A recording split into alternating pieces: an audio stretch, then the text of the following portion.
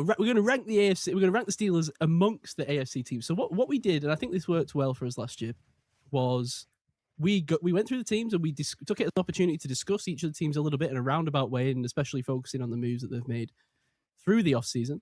And just one by one, very simple yes or no binary question: are the Steelers better than this team in 2020?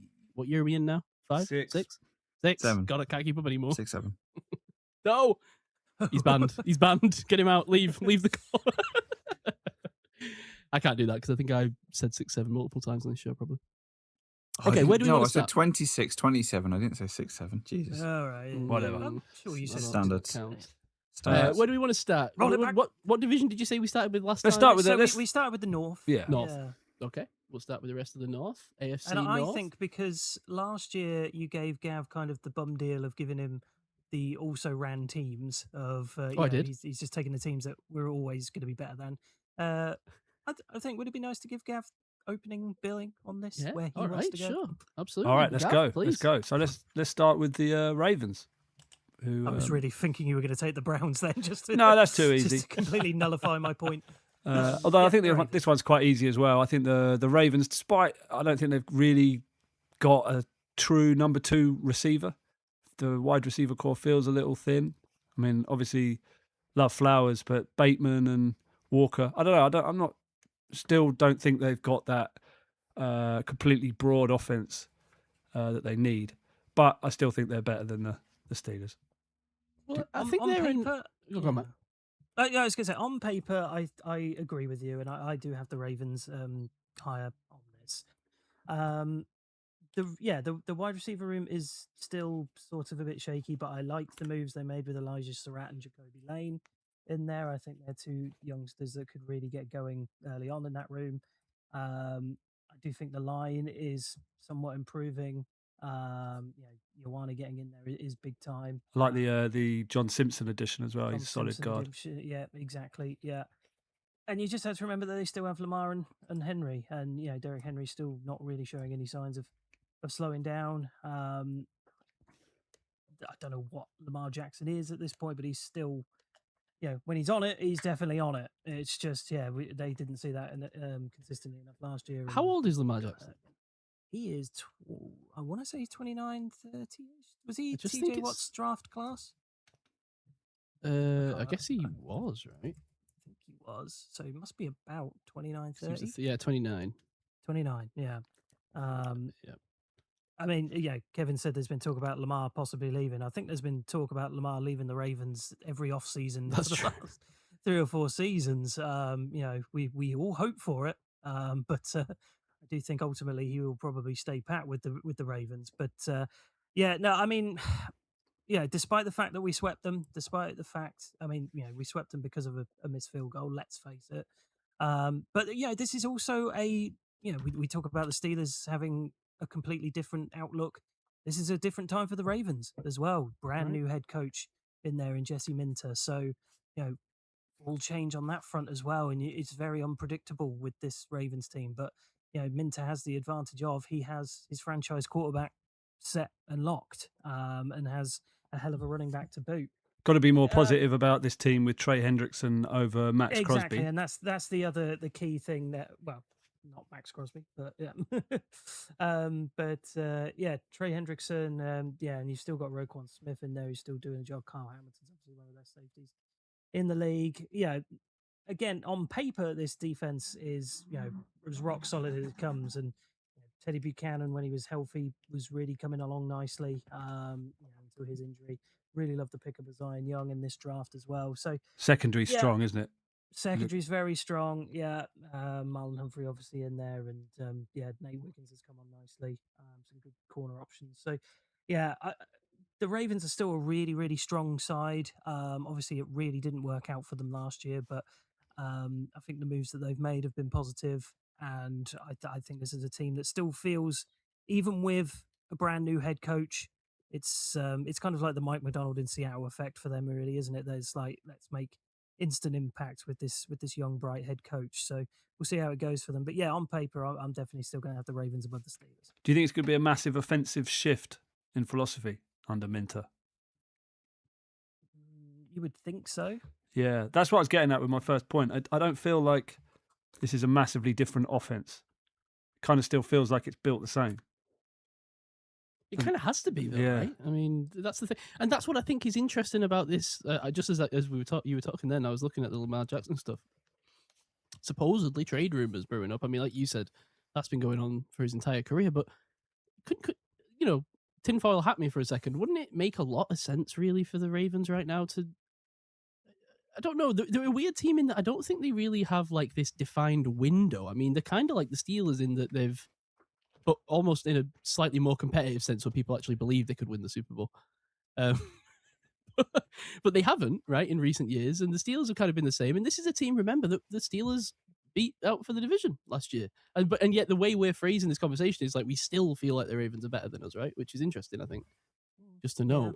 Yeah. Well, it feels like they've got dangerous players, doesn't it? That's the thing. Yeah, and they always talent do. is that, Yeah. But I'm what I fear, I think, is like with the Steelers, and who knows which way it's going to go for both teams, but that they've got a fresh injection of new ideas and young energy and a coach that a lot of people are high on.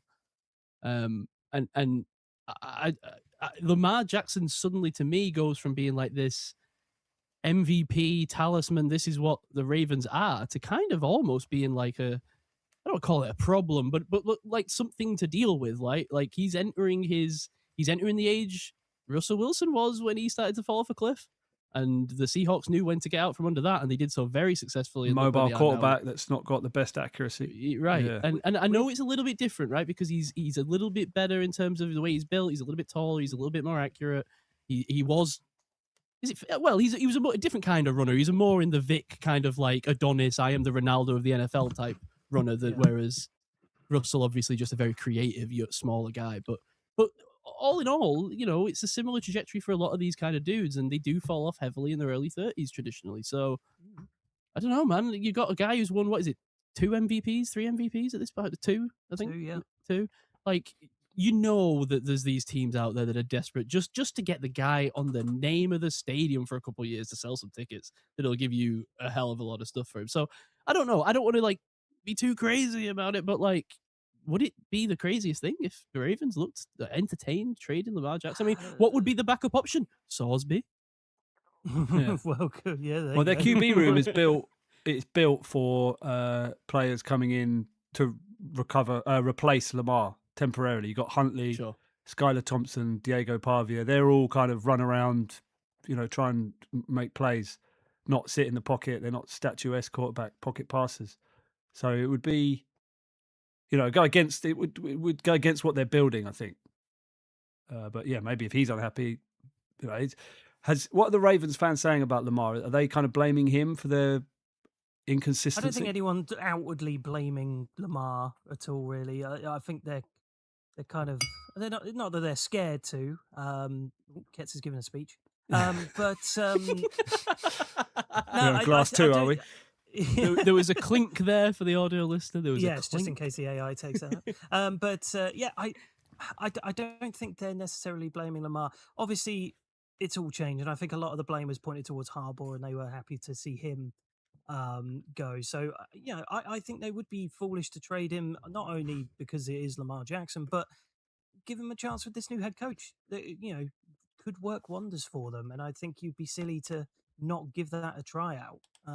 Certainly, I get the Lamar problems, I get the health concerns, but ultimately he has been the franchise quarterback of that team, and I think he can remain so for a good few years. And if he does have a Russell Wilson-esque drop off, then it's a shame. But here's the thing. You said that when Russell Wilson came on the TV here in the America game, as you really were speaking about it. So it was weird.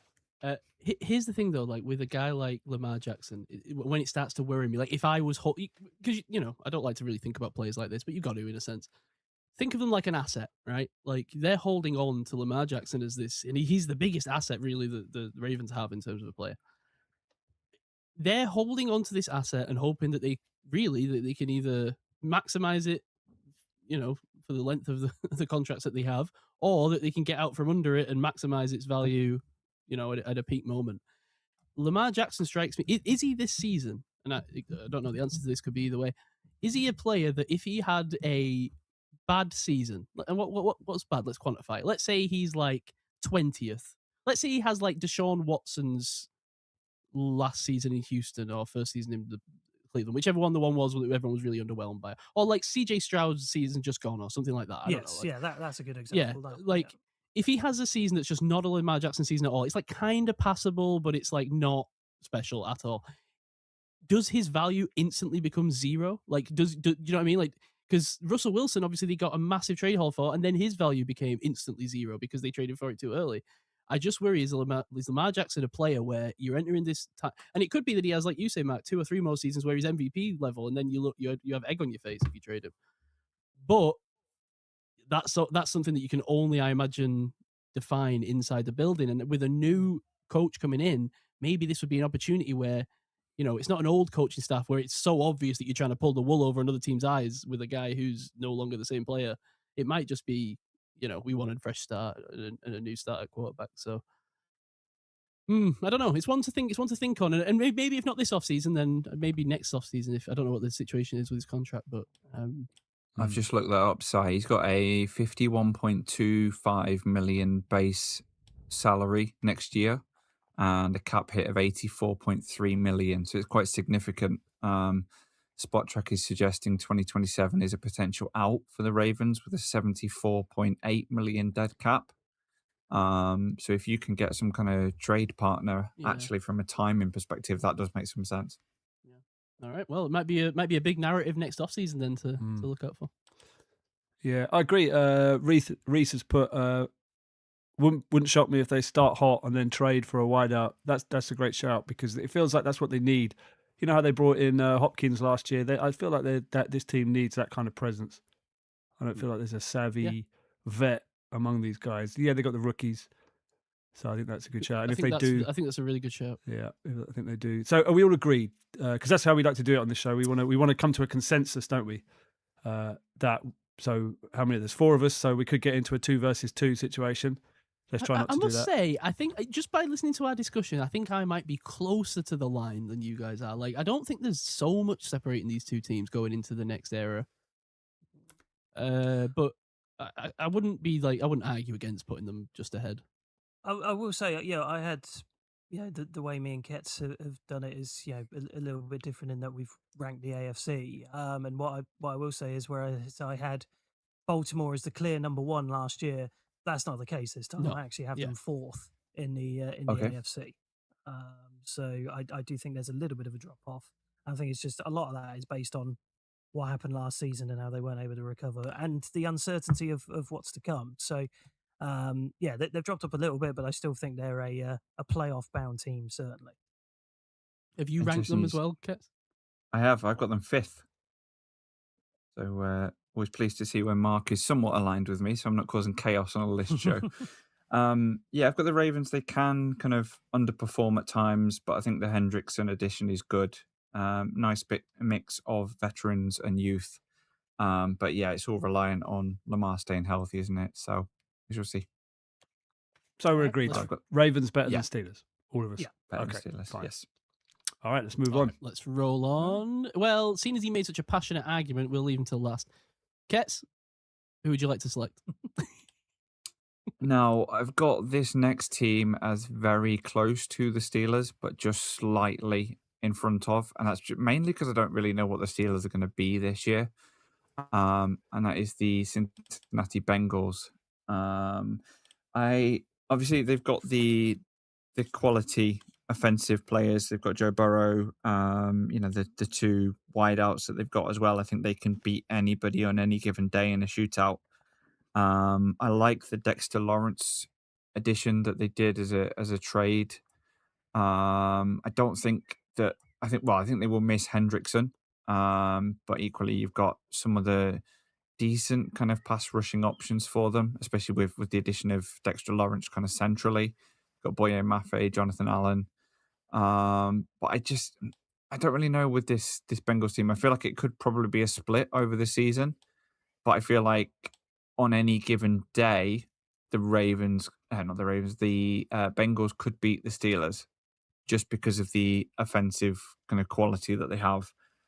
That said, I'm really unsure in terms of, matching the Steelers against a lot of these teams because I really don't know with new coaching, new offensive ideas. I'm very kind of unsure about what the Steelers are going to be, which makes it hard to put the Steelers against all of these teams. But I have got the Bengals just ahead of us. Yeah, I'll jump in because I think I want to broadly agree with you and maybe even go further to say we know that I'm a Bengals hater. A little bit concerned. The concern notch, the P scale is increasing on the Bengals this season. And as much as I made fun of the post Black Monday coach carousel situation where the Bengals came out with their schedule video and were like the only team with consistency in the coaching, which was a funny thing to say, given that they had the worst coach in the league in the division. That said, I still think there is a point to the idea that they are the only team coming in with any consistency, and as well as that, they're getting back Joe Burrow. We know what he can be. They're returning this offense that we already know. We almost don't even need to speak about how good the offense can be because we already know. And then we've got this defensive situation where simply, even if they hadn't made the changes that they made, I would argue that like they cannot have 3 straight seasons of just woeful defense. Like the elastic band effect must bring them back to the mean somehow. But then you look at some of the specific additions they've made, like you mentioned, Ketts, with Dexter Lawrence and Boye Mafe et al. I just worry a little bit that if this defense really does find a way to jump up, we could be dealing with like a superstar team out of nowhere, and that worries me a little bit. As with any season, it could go off the cliff with the Bengals. It always could.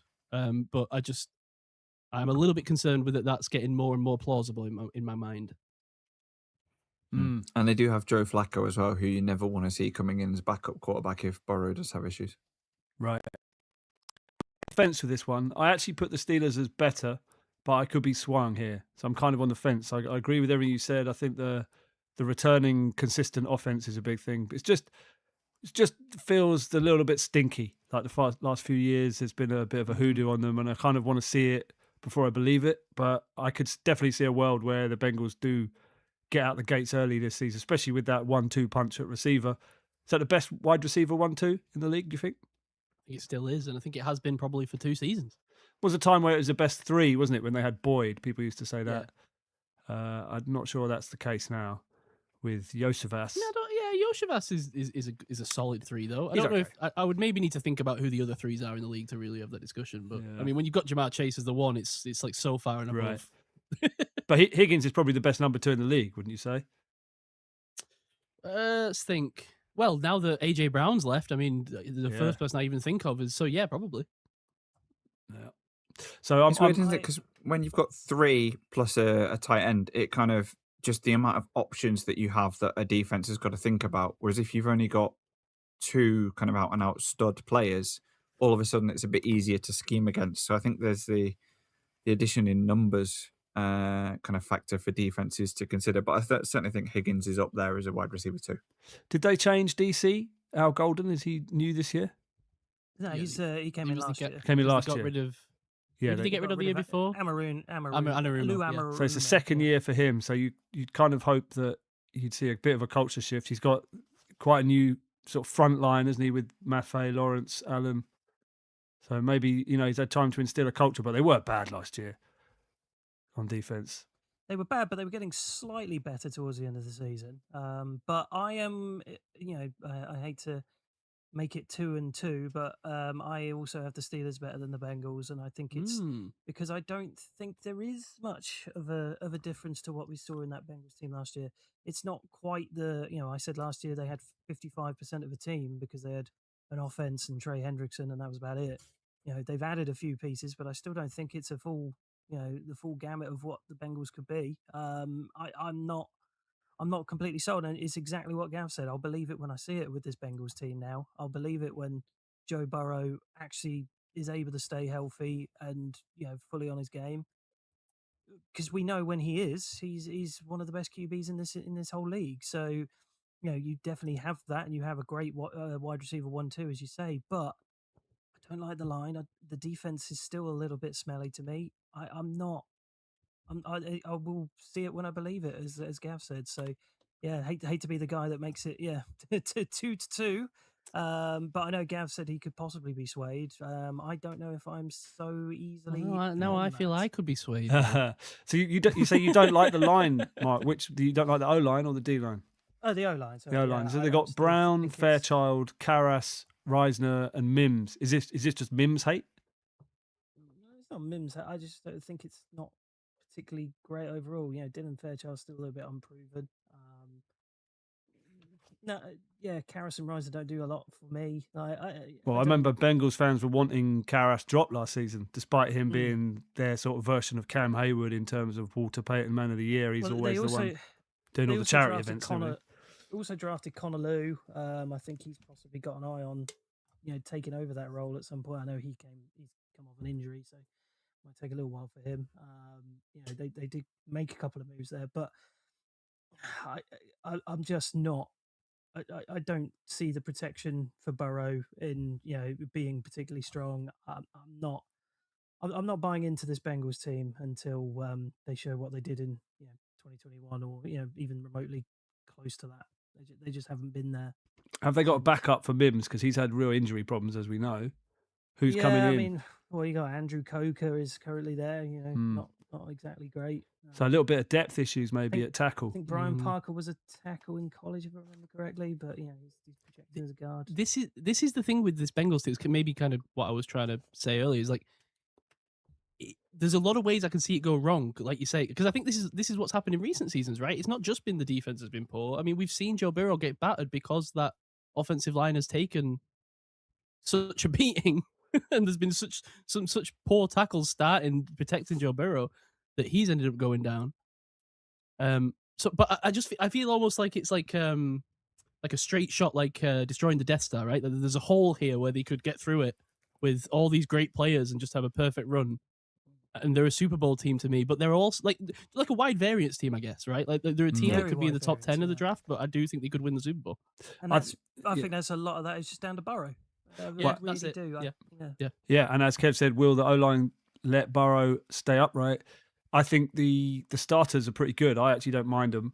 I know we had a bit of a joke about Mims over the years, but I think it's solid. But I'm just worried, both of those ends, Brown as well, is no spring chicken. How old is he now? Yeah. Either one of those goes down, I think this line collapses. So, however, I will say, I mean, let's be honest, doesn't it look that way around the league a lot? How many teams have really solid swing tackle depth? Sure. It's just not out there. Yeah, but they didn't take a tackle in the draft. There's no one really, that they're trying to Cody Ford. Well, they used their first round pick on Dexter Lawrence, so it's okay, fair enough. So but it just, to me, it's a gamble. You're gambling on two players that have got injury concerns. Because Brown's been injured as well previously, hasn't he? Didn't he have a back thing? I seem to remember. So I just think they're not built. Yeah, he's 30. Orlando Brown's 30. I thought he was a bit older than that. I just think there's a risk there. So, Si, can I persuade you to come over to the Steelers a better side? I think I can be persuaded. I do think they have a better... It's weird because I think they have a better chance of winning the Super Bowl than the Steelers do. But I guess that doesn't necessarily mean that they're better. But they've also got a better chance of absolutely cacking it as well. They're even more wide variants. It's like those the Steelers are wide variants, which I don't know if any of our business people like Ketts, you're a businessman. Do you know what those graphs are called? Where it's like a straight line upwards, and then there's like in the middle like varying sized sections of coloured out bit in the line. I'm not describing. It's very hard to describe a graph. A Venn diagram kind of Venn thing. diagram circles, isn't it? Circles, like the line. Do you know just the straight lines that have like it's like a full line is like a section of people, and then there's like a subset within the line that's coloured out, and it will be a changing depth of the. I don't know. That's advanced graph. Advanced graph description here. I should have known the name. We've thrilled our audience at this point. Anyway, what I was trying to say is, it just feels like that if you were looking at us in that graph, which I can visualize, we would have they would be smaller than us in the total, but they would have a wider coloured thing to win the Super Bowl in the odds. Is it like statistical distribution? Is that what you're talking standard about? Standard deviation. Like it could be. Standard kind of deviation, graph. Yeah. There we go. We got there. That's the technical mathematical thing for it. Interestingly, I had, just for complete transparency, I had the Bengals 9th and the Steelers 10th in terms of my overall AFC tier. He's giving it away. List. They're definitely close. I had the Bengals 9th. For sure, they're close. So yeah, very, very close. I think it's beautiful that the Bengals meme has got 6 years of the same discussion we're still having. Is the O-line enough to keep Joe Burrow up versus the wide receivers can still run down the field and beat you all ends up. It's Yeah, the the meme same lives on. discussion. Maybe the improved Steelers cornerback room. I'm kind of trying to talk myself around now. The improved Steelers secondary with the speed particularly negates that to an extent. I feel like the Steelers have better line depth, especially with the amount of investment that they've put. I think Metcalf, Pittman, and Bernard is closer to the quality of the Bengals room, especially if we've got those three. Closer, but yeah. Closer. I worry about the age of some of the Steelers' kind of better players, but I've made that point to death. I genuinely think these two teams will split, but I think I agree with Sai. The floor for the Bengals could be lower than the Steelers, but the kind of ceiling is higher. And in terms of like, I'll believe it when I see it. I can't really judge the Steelers until I see them win a playoff game, because I feel like that's Well, yeah, I mean, that's a good point, massive Ketts. perennial. If we played the Bengals in a playoff game, I think we'd lose. I Just think because that's I think there's Ketts that has made a mental great stigma. point. We keep saying, I believe it when we see it. I'll believe it when we see out the Steelers. There is that. Yeah. Well, Kevin said Definitely. Steelers have a better chance at the Super Bowl than the rest of the AFC North. Interesting, Kevin. Why is that? Give me the top two or three reasons why that is. If you could summarize it, we'll get back to that. Kevin, are you willing to take kebab bets? Right. So, what do we do here? Well, we had a joint last year. And, Can we say they're go joint? down I think well. that's probably the right answer. Tied. I mean, It'd be we cleaner put if the we Ravens didn't. ahead.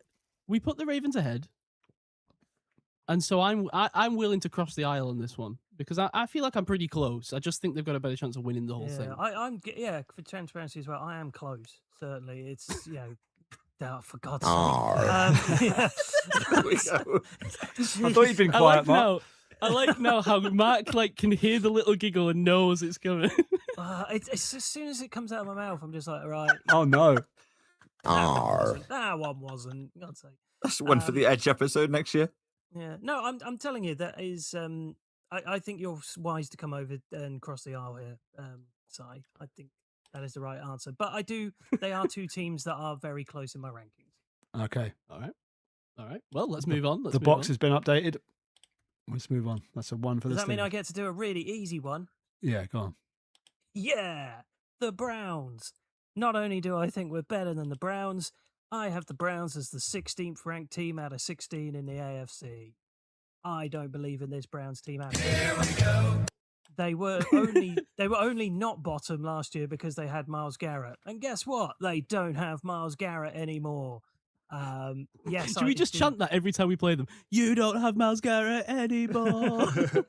Bit of a mouthful, that one, but we can workshop doesn't it. quite work. And as much as I do love Jared Verse, he's not Myles Garrett. So, no, this team is going to hit rock bottom again. It still doesn't know what it's doing at quarterback. It's still a mess. I know they've got a new head coach in. That's going to take some time to really get his stamp on the team as well. I just do not see it. If any, I know you won't think that the Browns are better than the Steelers, I imagine. But does anybody have an argument for why they wouldn't be the worst team in the AFC? I agree completely. I've got them as the worst team as the AFC. Yeah, Worst team in the AFC. There you go. I was going to say, I think I'm not going to make an argument that they're better than the Steelers, but I do want people's general sort of thoughts because I started this off season definitely feeling like I'm so bad with names. What's the name of Todd Monken. I started the off season thinking that Todd Monken was starting to really impress me with a lot of these sort of upfront press conferences he was giving. It was refreshing, right, to see like kind of an old school head coach, like, but also kind of new school in a way, like where he was actually being kind of sincere with the media. I'm starting to wonder if maybe I and he were being a little bit naive at the start of this off season because the way that the Myles Garrett thing was then handled, I don't know. I started to sort of see through the cracks ever so slightly, where I was like, if the season starts going downhill, and we know that it might and probably will, Is this guy just a punching bag that's going to be easy to dislodge when there's a sexy coach to hire in the offseason? Or is this a real and genuine attempt to build a team through this dude, Todd Monken? And I can't decide where I sit on it right now. And I kind of wanted people's thoughts on that. Because to answer your question, my devil's advocate argument would be that this Todd Monken experiment works and the players do get behind him. Yeah, well, last year their rookie class was seen as the best rookie class in the end in terms of impact, wasn't it? I think we can agree on that. Absolutely, yeah. And you look at the roster, I mean, there's 3-4 returning starters, whether you include Sanders as the starter or not, I don't know. 4 or 5. The rest of those question marks over, Fannin played well and should be good to go. Jenkins, there's been question marks over him, his play. Jerry Judy's looked good at moments, but still waiting for his real breakout in what is this year 6. Judkins coming back from an injury, so there's questions over the starters that are returning, and then you've got rookies and free agent signings. So yes, there's been improvement, but I still think they've got a long way to go to become a coherent team. Basically a whole new line, like near enough a whole new line. Crazy, the changes that are there, and you're already seeing rookies in number 1 spots here on our lads as well. Fano in there and Denzel Boston as well, and Concepcion, yeah, wild. And yeah, Concepcion. God, I forgot they drafted Concepcion. I'm so sad. But yeah, no, I just don't see a hope for this team. Early on, at least, Monken could turn them around, and I did like what the rookies definitely made an impact. Schwessinger was fantastic last year. If he can keep that up as well, there were some really nice moments for those rookies, but just the team overall, the vibes and the aesthetic and the play, it's just you can see why Garrett went, and it's just a team that's also going to have to live without that, and that's tough, man. Like, again, I like Jared Verse, but to live without the guy who just broke the sack record, not to not have your talisman on this team, to not have the guy who's on all the billboards and on all the merch there, that's a culture shock in itself. That's if maybe not now, but that's if TJ left like 3 years ago, say. That's that sort of vibe. So yeah, I don't know how Cleveland deals with that in its first season. It could take 2 or 3 years to really get them back up to speed on it. But yeah, I just think this team's in the doldrums. I do think the defense is good though, and yes, they've lost Garrett, but it's still beyond that. I think the scheme's good. I think they're a dangerous defense. Yes, the secondary's not amazing, but they took McNeil Warren in the second round. I wouldn't be surprised if he takes a little while to develop, but when he gets going, he'll be good. Kind of athletic sort of safety there that the teams seem to be moving towards the NFL. Because I'm not a great fan of Delpit and Hickman as their safeties. So that's something to watch out for. It's just the offense. Do you believe in this offense? Can they actually be an actual NFL offense? And I'm not sure they can. Not in year 1. I think in terms of all these players coming together. So yeah, I agree. Are they the worst team in the AFC? Quite probably. Tom in the chat saying he's starting to get scared of the Browns, and I can see that. I think there's potential there, but not yet. Not yet. So put me down as Steelers are better than the Browns. Tom going a year early, I think. Maybe 2 years early. Maybe 20 years early. Who knows? All right. Let's move on. So the Steelers second in the AFC North, according to our analysis. Where would we like to go next? We're going to the East. East. Okay. Si, it's up to you. Well, I think I represented the Steelers technically in the AFC North. So I think. Oh, okay. Is that the way it works? You're going to shirk your duties. You're going to shirk so you can have the Jets at the end. Oh, yeah, I see how it works. I think you're last technically, because I think I slot into. Okay. He's no, I'm just kidding. I'm just kidding. I'll do. Okay, I'll go, and I will go. Screw it. I'll take the Dolphins. I think that's actually a pretty easy one. Because when you're talking, the reason I take the Dolphins is that I think when you're talking about who might be the worst team in the AFC, a couple of the candidates reside in this division, and one of them is the football porpoises, residing in Miami. Now, look, I like. In fact, I really like Malik Willis. At least what we saw from him last season. I'm a little bit puzzled by Miami's plan here, in that they, and this is, this has been widely discussed at this point. They haven't surrounded him with much talent. Look at the wide receiver room of the Miami Dolphins. There's really very little to go on. We've got a Kevin Coleman as a rookie. They've drafted 3 rookies, I think, in the wide receiver room, and they're supposedly going to be starting Jalen Tolbert, Tutu Atwell, and Malik Washington. I like Malik Washington as like a wide receiver 3, maybe, but I don't know, man. Losing Waddle, obviously we know the days of Tyreek Hill and Jalen Waddle are long in the rearview mirror for Miami now. And I just wonder, what is poor old Malik Willis to do when, as far as I can see, his best target outside of Malik Washington might be like Greg Dulcich. This is going to be all Devon A-Chain, I guess. A-Chan, what are we going with now? A-Chain? A-Chan? A-Chan. And then you look on the other side of the ball, and there's really not a whole lot more to write home about. I mean, maybe there's a few more guys that are interesting as kind of projects or dudes who potentially have a bright future. I'm not convinced on either side of the ball. There's a whole lot of talent here, and I really dread what it means for Malik Willis. But I tell you what, if he can do something with this team, I mean, even just compete for a playoff spot somehow, maybe that's a tall order.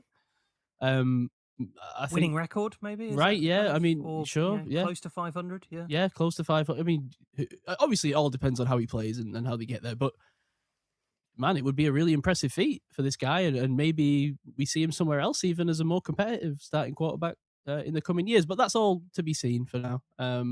As we see in some of these QBs have longer and more diverse careers as they progress through them. Looking at you, Sam Darnold and Baker Mayfield and everyone else. That's interesting, but that's about the only interesting thing about this Miami team this season. Well, as Reese says, there's 179 million reasons why this team is doomed. The best players that they're paying for are on other teams. So yeah, where did it all go wrong? Where did they get into this mess? What happened? I think it was on a yacht with Tom Brady. Right. I think you nailed it last season when we were talking about Mike McDaniel, who, we were right. He was on the hot seat and he was going to get the job. I think people just figured it all out with them. They were this team that relied so heavily on speed, and they just got found out quickly and never really had a plan B to go with it. And then as I say, just the CTE Prince, bless him, is it was just an absolute disaster for him. And now obviously he's out of the building. So I am intrigued by the complete turnaround that Miami have done here. The new head coach, the new GM. The Twins, like I'm intrigued by all that, and that's kind of pushed him up to I've got them 14th here, in my rankings. I honestly might have them last. As I've thought about it even more. I think they're last. I didn't want to say it again when we were talking about the Browns, but I think they've got the Dolphins last. I mean, you read this offense. Chen and Willis is a nice duo, but outside of that, you read this starting 11. Okay, Devon A-Chain is worthy of starting for any NFL team. Malik Willis, the book is out. It's been a highlight package that he's put together in a few games. So, this is a gamble. I like, we all like the potential of Willis, but yet to see it, and maybe it will happen. I believe in the dream. Right. But the rest of this team, if you said this was like a second string of another NFL team, I'd believe you. So it's Tolbert, Atwell, and Washington as your starting receivers. Patrick Paul, Caden Proctor, Aaron Brewer, Jonah Savaniah, and Austin Jackson as your line, with Greg Dulcich at tight end. I mean, that is a second string of players, if you ask me. It literally is, yeah. Yep. Their cap roster is quite impressive. So you got Tua 55 million, Tyreek Hill 28 million, Jalen Waddle 23 million, Jalen Ramsey 20.8 million, Minka nearly 13 million, Bradley Chubb 10 million, Teron Armstead 10.7 million. See, that's a decent team. James Daniels making the list on that's there. actually a better team than the team they're fielding. But that's the problem. You know what the problem there is? That's what happens when you just chase big names. Do you know what that sounds like? That sounds like he hired the Jets owner's son to run the team for him. He's just like a Madden player who's like trading for names he knows. And this is what I worry about with the Steelers, by the way. Yeah. In the last few years that I've been going mad about. But Yeah, and just for clarity, I've got the Dolphins 15th, so only just above the Browns. But yeah, I think it's a dogfight to the bottom. But even if they take the Arch first overall next year, I don't really know what they're going to do with it. I think they'd be better to take Smith from Ohio State and actually have a competent wide receiver, but I don't know. That's the thing. I'm kind of putting my money on Malik having a decent season. However, as good as he can with the weapons around him. And yeah, it's turgid certainly around him. I get it, but I don't know. There's just something about it that I think there's a little bit of hope in kind of the younger players that got there. I actually think if there's a team that are going to be like the Browns, who had the best, arguably the best rookie class of last year, maybe this is the team that could have with Chris Johnson and Jacob Rodriguez, Michael Taft, Caden Proctor. I think there's some very nice pieces there that could make an impact early on in a really dour situation. Chot Robinson, I think, has been coming on a little bit. Kenneth Grant's still got to kind of improve, and a little bit worried about him, as well as worried about Jonas Savanair, who had an absolute shocker of a rookie season. He's already probably sweating a little bit. But are they really starting Juju Brents? Well, he was cut by the Colts. Remember him? He was like the really super speedy project dude a few years ago. Julius, and then he changed to Juju. Is that? Am I right in saying that? I don't remember, but yeah. And they've got Storm Duck backing him up. Storm Duck. Wow. I mean, he was starting in the depth chart when we did this exercise last year. So, so they've improved, kind of. They've got a guy who was cut by the Colts. Now they got my boy Alex Austin from New England as well. I hope he gives a shout. But, I'm certainly not saying that this Dolphins team is, by any means any good. And in the exercise that we're doing, 1,000% the Steelers are better than them. But just when I look at them compared to the couple of teams that I've got below them, there's just a hint of something might come off okay for this team in a young, exciting quarterback that is going to be playing with a chip on his shoulder a little bit. Well, I want to ask you about that. Who believes in Malik Willis? Because we've got a Liberty local area scout in the chat, Kevin, who says he watched him since he played down the road at Liberty. Don't think he's a QB1.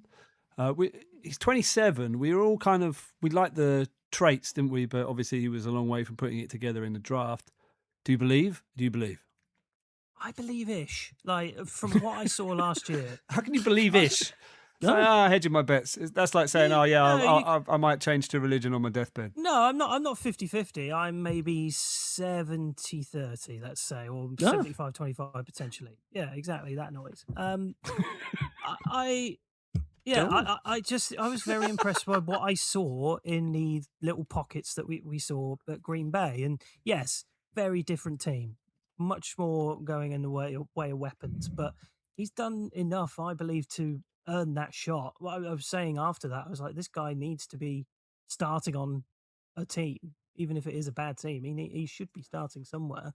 There were definitely nice throws, weren't there? Was it the Ravens, that big game he had? I think it was the Ravens, wasn't it? Yeah, where he hit a couple of deep passes. Still didn't win the game. So I'm not sure. Yeah, I mean, he came in. Were his good moments towards the end of last year? Is that where he peaked, or did he come in earlier? I can't remember. He came in earlier, I think. Mid-season, was it? Something about whatever you do, Mark. Sound convinced by what you're saying. I can't remember where it was. Yeah. But no, I just know that when I did see him in there. Because we've definitely seen this before where a quarterback's looked good for a short stretch, right? And then it's got paid and then has not turned out to be the leader of men that they need. 100% we've seen it, yeah. So this is I think this is a massive gamble. Even coming out of the draft, though, Willis was always he's got the NFL arm, he can throw it 80 yards, but the rest of the game, you're not really sure about kind of thing. I know it's sacrilege to say on this podcast, but I think that's what the approach was with Brock Purdy at the 49ers, and that one worked out. So it's a totally different kind of quarterback, though. Totally different kind of quarterback. Totally different, yeah. But still, you're still relying on that. It's that same position. Is this just going to be a really heavy run attack? Because Juju, Jalen Tolbert can't even catch. Atwell's out there running behind the line. Does that make Malik Washington your number one target? Yeah. I guess. Ladies and gentlemen, we abandon this podcast because we're all going to go and play for the Miami Dolphins. You're all invited. Please bring a turquoise kind of colour kit with you. I think they're going to lean into the run game. They've got Ollie Gordon to hammer it home if they need to. Jalen Wright to try and stretch the field. And then Achan and Willis is, do they just go read option and just try and, all that horrible Vanderbilt offense where the running back and the quarterback held hands and ran downfield together? Do they do that? I'm convinced that this team has rounded up, because we like to play this game, right, when we do this exercise where we stumble upon some of the names of the undrafted guys we maybe didn't know. Clearly, Miami already, who is starting people he shouldn't be starting, had to just round out the back end of the 90-man roster and just found dudes in like southern bars on the way back to Miami. They got Rodney McGraw. That was exactly the first person I Donovan saw. McCulley. Anthony Hankerson. Are you mocking frontiersmen now? Is that what you're saying? No, what he's saying is... I am if they play for the Miami Dolphins in 2026. What he's saying is it's a great country festival roster ready to go. We're less sure about whether they're a football team or not, but they could probably give Nashville a good time. They have Iowa quarterback great Mark Gronowski on the roster as well if Malik falls. All good. So we're all agreed. Steelers better? Yes. Yeah, God, yes. Let's move on. It's the 3-hour Miami podcast nobody wanted. Didn't need that. All right, who's next? I've already lost track now. See, now you've made me insert myself. Gav, there you go. We're back round. Let's go to New England. Now, this was a team that really came together. Do you remember when we played them and they were trash? I'm really scared. Where did we have them in this exercise? Sorry, where did we have them in this exercise last time? Oh, I can tell you. Quite low down, I think. Oh, I can tell you. Yeah. So don't listen to us. Well, we were right, though, because we did beat them. Well, that's true. Yeah. But, we were heavily lying on I'll Believe It. Well, I definitely was on I'll Believe It When I See It with the Patriots last year, and I saw it, and I kind of believed it. We definitely had the Steelers better last year. That's for right sure. To the Super Bowl. Yeah. I like that Max found this nice little cushion of analysis where he can just say, I'll believe it when I see it. And then he can say, I saw it. I saw it, yeah. That's the whole point of I Believe It When I See It. If I see it, then I've believed it. It can't go on like this, can it? It can. It can. But I think they've got stronger. Obviously, AJ Brown, new environment. I just think it got a bit stale. I still think he's got it, though. Brown and Dubs with Hollins is a massive upgrade. And I think really is it. That's sneaky, that. It's huge. Yeah. And Booty is backing him up. I think he's decent. Obviously, Carl Williams yet to really show anything. But they've got a solid wide receiver room now compared to last year. Diggs didn't really do anything. They've upgraded the line. They've still got Will Campbell at tackle, who obviously many people are blaming for the Super Bowl loss. But it'd be too soon to move on from him. But the addition of Vera Tucker to that line, I think this team is better than the Steelers. I forgot about that as well. Yeah. What did they give up for that? I can't remember. The one thing I kind of thought after the Patriots Super Bowl loss, I kind of dismissed them as kind of one-offs and they probably won't be back next year. The moves they've made after that, it'd be difficult for me to not be convinced that they could do it again. They are looking strong as hell. I mean, I've got them third in this exercise. So yeah, definitely better than the Steelers, certainly. I don't like Will Campbell. I am one of those Will Campbell haters, and I have been since the start. But other than that, that Vera Tucker pickup is massive. I think it's massive for Will Campbell as well to have that guy next to him. I think that's going to pay off dividends. And the rest of the line's really solid as well. Just great pieces pretty much in every single area that you're looking at here. Yeah, I think the linebackers, the middle linebackers of Spillane. Now, obviously, we love Spillane, but Spillane and Ellis, I'd say that's the weak spot. I like Bobby Spillane. I like him, but really I wouldn't say that's a blue chip position for them. But otherwise, on the defense, I mean, the secondaries, okay, the safeties maybe in Kevin Byard and Craig Woodson, maybe not sort of top tier, but the corners in Carlton Davis, Christian Gonzalez, and Marcus Jones, that's really, really solid. And then you like the line, really, Milton Williams, I think, is a massively underrated player. Christian Barmore as well. And then you've got Draymond Jones and Harold Landry. I think Landry could have a big year. So, I think the defense is strong. The offense is strong. They got a good quarterback. It's just how much do we believe in the disruption of all the Vrabel thing? But that's probably settled down now. Let's be back to business as normal, I think. Reese has just said Oh, sorry. Only one team since the Bills in '93 has lost the Super Bowl and come back to playing it the following season. Records are there to be broken. All right. It's just interesting. Streaks are there to be ended.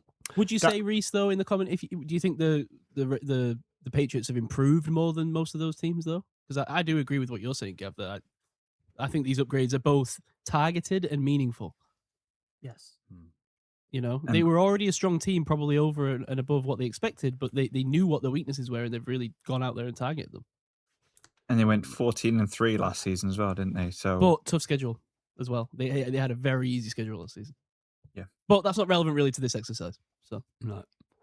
But I think the pieces that they've got a big future ahead. I think they've possibly got one of the biggest futures based on, obviously they've overperformed possibly last year, but then I think the additions that they've made, they've really pushed that kind of future look forwards as well. I think it's really bright. I think, unfortunately, the Patriots are back and back to stay, as much as it pains me to say it. But yeah, Drake May's looking like a fantastic pickup.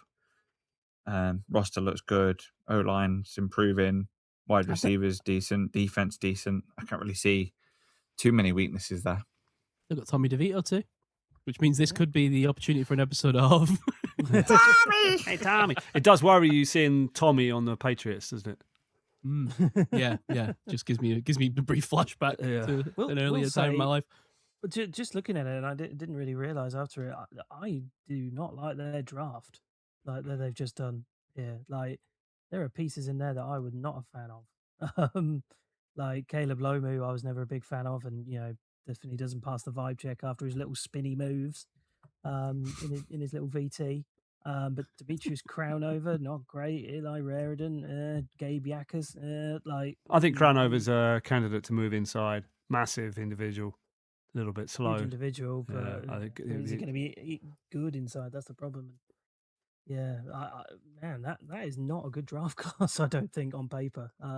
Could prove me wrong, obviously, but geez, good thing they did bulk up in the. Hey, John Gruden, if you had to give Caleb Lomu a Pokemon, what would you give him? This is NIMBY. Thanks, John. Jimmy Kibble, that's not real. Jimmy Kibble. Where is he? Okay. Oh, there he is. He's deep in the wide receiver room. Oh, there he is. Look at him. He's a clean-cut individual.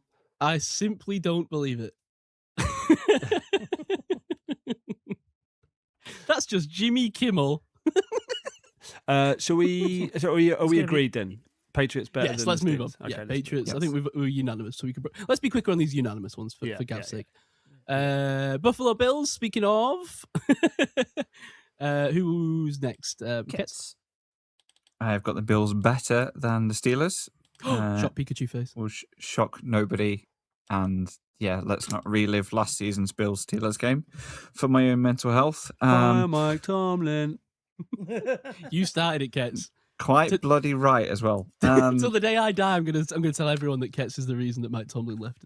I do not mind that rumor. It's not true, but I don't mind it. I think it is. I guess with the Josh Allen window, I don't think their Super Bowl chances are ever over. Obviously, they've got to get past the kind of championship round. But yeah, Josh Allen, DJ Moore, they've got the new stadium boost this year. They went 12-5 last year. Is Gav circling the right stadium? I don't think he is. The clearly built new stadium is next door, which he's decided not to circle on the YouTube. But yeah, I just think the Bills team, I just think they're fairly solid. I've got them as I've got kind of three kind of top tier AFC teams. I've got the Patriots and the Bills as two of those three.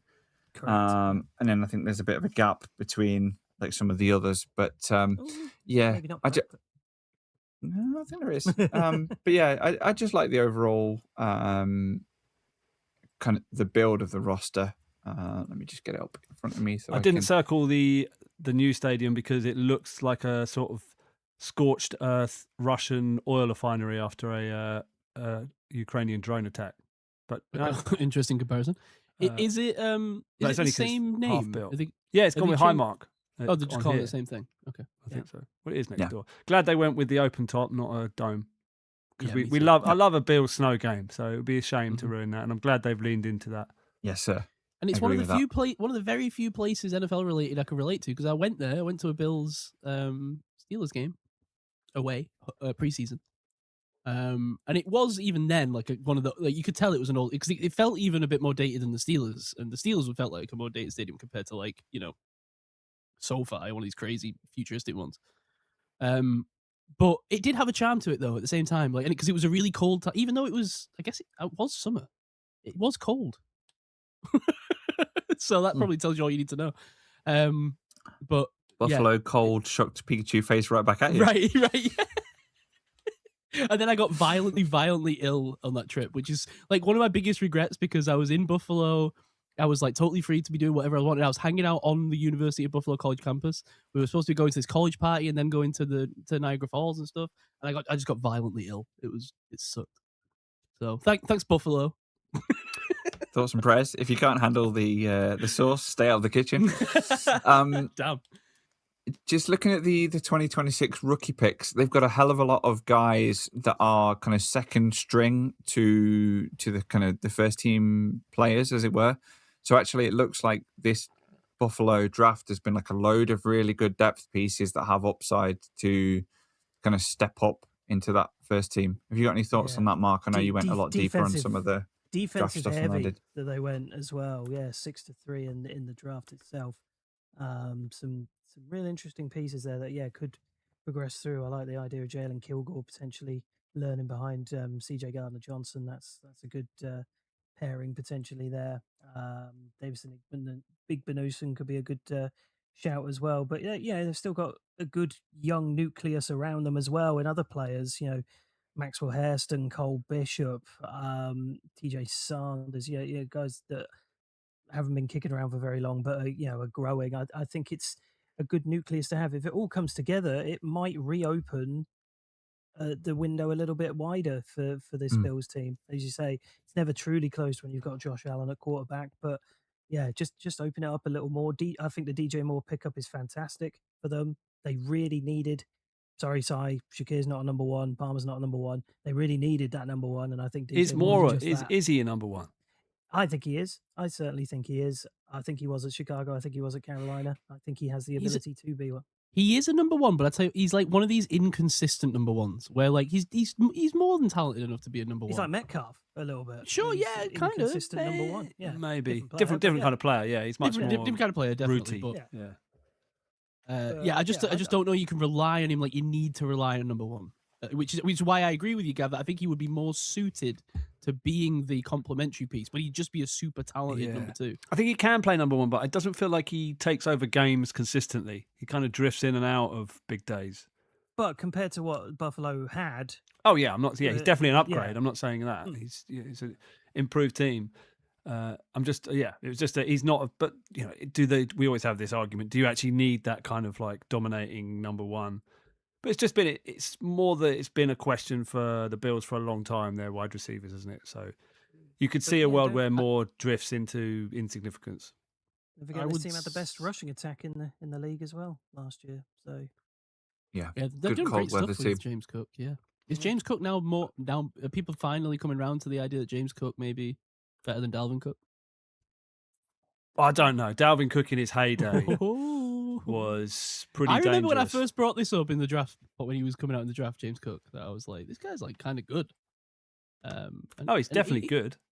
But do you remember when he's coming out in the draft? Everybody, I think it was almost like a weird opposite effect where people were like, because he's smaller than him, he must be like we can't give him any undue recognition because of his brother. So he kind of got like unfairly like down, like a little bit. Like I don't know.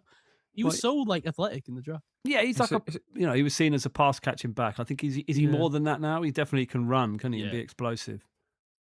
They've got quite a good overall running back room. James Cook, Ty Johnson, Ray Davis, Frank Gore Jr. Just speaking of kind of family pickups, but Ray Davis, James Cook to me is like James Cook. James Cook is like a bit of and I mean this as a compliment, a bit of a discount Jahmyr Gibbs. Like.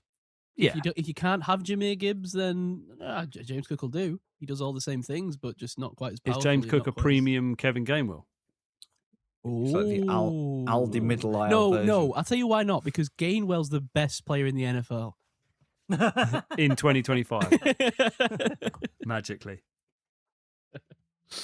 All right, should we move on? I just want to ask about this Oh, go on, defense. Are you actually scared by this defense? I know it's sort of solid. No, and this goes to what I was going to say. Sorry, that I forgot. I'm not convinced by Brandon Beane's job here in Buffalo. Like, I feel like has he maximized his time here with like peak Josh Allen? As we get into Josh Allen turning into, I'm not trying to retire Josh Allen. I mean, he's got plenty of time to play, but have we seen peak Josh Allen? Do we think? And has he been surrounded with the best talent during that time? I would question that. I don't think we've seen peak. You think he's going to continue to?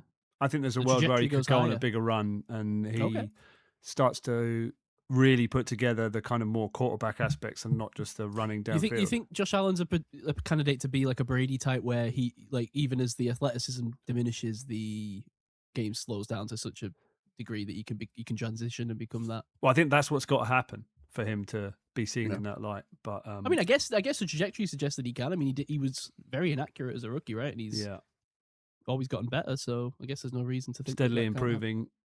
Better receiver core. He's got the arm to negate it, hasn't he? True. Yeah. So. Yeah. And the misses.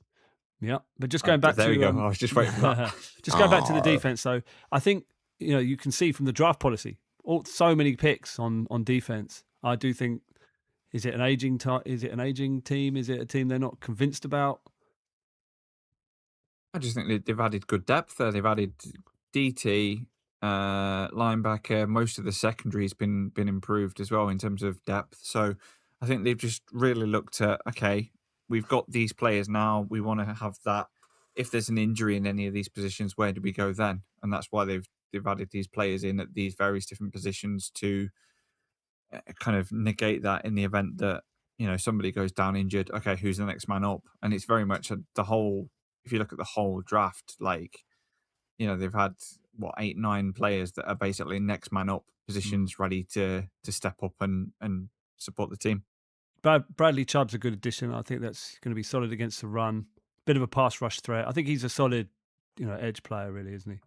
He's got to be getting up there now as well. He's 30 years old. I don't know that he is. I feel like he's fallen off a little bit. I don't know. You can rely on him. He hasn't really. His career's he's never really kicked off in the way that you'd expect. He was drafted quite high, wasn't he? Yeah. So I don't know, but maybe this. Some players, they find their fit later in their career. It feels like Bradley Chubb could fit quite well on the Bills. He's always been solid. Yeah, he's always been. Those cold. He's a hard hitter. He's tough. In those cold weather games, I feel like Chubb could be in his element. Yeah, yeah. Right, so we agreed, right? Buffalo better than the Steelers. Yes, I think that's probably unanimous. Just 2 notes on the chat. Welcome everyone in the chat. Reese, I liked this when you had the Buffalo Stadium up. Well, they're not going to win many games on that field, are they? Right. That's what I'm saying. It's scorched earth. That's why I didn't start with it. And then I asked Kevin, what are the 3 reasons why you thought the Steelers were, where is it now? More of a Super Bowl run than the AFC North. Yes, and then look, it's probably a good sign that we got so many people chatting in here in the chat that I've lost it. So that's probably a good sign. Yeah. Welcome, one and all. Chat's on fire on a Friday night. God, I'm so unable to. Friday night in the UK. ADHD kicking in. You see, this is me unable to sift through a sea of text.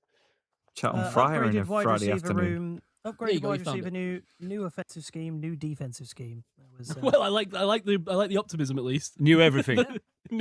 Everything's new. Certainly, defensive scheme. I'm excited for. I can agree with you. I do think we're sleeping on the McCarthy effect a little bit. That everyone's just thinking it's going to be the same. We're going to roll, and I think this is going to be a massive offensive upgrade for the Steelers. A revolution, yeah. Yeah, schematically. I definitely am. I was thinking about that the other day. Yeah, we maybe have been underselling it a little bit. How we might be going into a certain game and like all of a sudden we've had 300 yards in the first 3 quarters. I think we've been institutionalized. We're just nervous about it. I think we're just a little bit cautious about that. I get it. Yeah, we've been institutionalized because we've had Tomlin for so long that we've got no frame of reference for a different coach coming in, new ideas, new scheme, and what the effect that can have on a team. Yeah.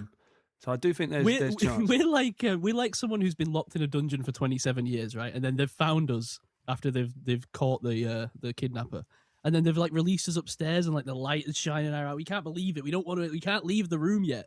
We need time, people. Right. Yeah. Anyway, let's I move wouldn't on. know good. I wouldn't know good offense if it punched me in the face at this point. Right. Ketts has literally never seen. Ketts was not around for the Killer Bees. He's never seen this team perform well on offense. Be competent. Right, who's going next? Who's going to tell us why the Jets are no good? Is it Oh, Mark? it's me. Yeah. Yes. So the New York Jets are bad. They are not a good team, but I will say, as much as I have them 15th in my overall AFC rankings, and I just think they're a generally cursed organization, I loved their draft, and I think these players in 2 or 3 years' time could have a massive impact on this team. I said at the time, if this draft class doesn't bring them out of the curse, nothing will. And they've got so much capital for next year as well, and they're really setting themselves up to try and be, just to drag themselves out of the mire a little bit, but to try and become somewhat contenders. But, the quarterback situation, you get Geno Smith back in over there that had a really rough year. You draft Cade Klubnik behind him. We'll see what happens as the season progresses in that front. You add to the wide receiver room with a really nice option in Omar Cooper. But, Garrett Wilson aside, you've got Adonai Mitchell, who didn't have the best time in Indy, and it's just not the greatest depth behind that as well. You lose Vera Tucker. The pieces on the line are good, but like not well beaten, I don't think. You bring Parham in on that front. A lot of defensive changes on here. You forget that Minka's on this team now. When did that happen? I don't remember that happening. What the hell? Yeah. Yeah, Minka's there. He kind of got dumped off to the Jets. That was the sad part about the whole Jeez. God, I did not remember that happening. What the hell? Okay. Wow. Poor Minka. So are you still saying, I just need to check this for the records and the annals of time, are you still saying this team is worse than the Dolphins? Yes. I'm not sure they It's are. not. It's not. I don't think they Yes, are. but I I like the draft picks, and I think it could be very different next year. But It this looks is a base level cursed- more competent. This is a cursed organization, though, people. I This is know, I not a get it, group but- that can put it together. It really can't. I mean, it's not like the Dolphins are any less cursed, let's be honest. And no, let's face it, Minka fell off a cliff. He really did. Now he's ended up here, and he's probably just gonna go flounder into obscurity. Bless him. Unless he can. The find Steelers some really way. did Minka dirty. We traded him, I guess, and saved him from obscurity in Miami, but then equally just dumped him off when it suited us, and now he's like, it just feels like dirty to end the career like this. Well, but I think we did get rid of him at the right time, if I'm perfectly honest. Yes, And but, funnily like- enough, we were talking about that trade happened as we did this episode last year. Oh, really? So, yeah. This is my issue, right? I'm too sentimental to run a football team. This is why you need a Gav to balance me out, because I would just give everyone all the contracts and I just be like, oh yeah, of course 33-year-old whoever can come in and get the start. Yeah, I'd argue Ketts is the one with the knife. He was Yeah, wielding maybe, the yeah. trade TJ before. I think he Well, was the that's first it. person I ever heard say that. Ketts is the businessman amongst us, you Yeah. see. Cold Yeah, hearted. Reese has nailed it. It's a stadium where Harry Kane might have more wins than the Jets this year. I'm glad someone mentioned that because that was too good not to mention. That's a fantastic comment. No, I get the talent that's on paper there, certainly. And, Brees Hall, when he's on it, is really good. But when has he been? What's happening with Brees Hall? They've signed him on. They've, given him an extension. I don't know. Was that the right move to make? But It's as I weird said, with the Jets, isn't it? Because if you almost take the green uniform out of it and take the word Jets out of it, and you say, okay, you've got a almost team where feels you've like- got yeah. AD Mitchell, Garrett Wilson, Omar Cooper Jr., Olu Fashanu on But there's as a questions. Sorry, tackle, just to Geno stop. Smith, Brees Hall, Braylon Allen. There's the antithesis of a decent team there, but then it's the Jets. So you're like, well, the Jets will fail miserably and will cause some kind of issue to themselves. But you look at the players and the pieces, and the pieces are better in terms of where should they finish than the Jets probably actual will in the real world in reality. Can we get a Garrett Wilson check? Is he as good as everyone else thinks? Not me, obviously, because I don't think he's that good. I gotta say, yeah, He's good enough for that. If you're talking bottom end of the AFC, which is realistically where the Jets are, I think he's one of the better pieces in that kind of tier. if that makes sense. He's like one of the better players on a bad team, is what you're saying. Yeah.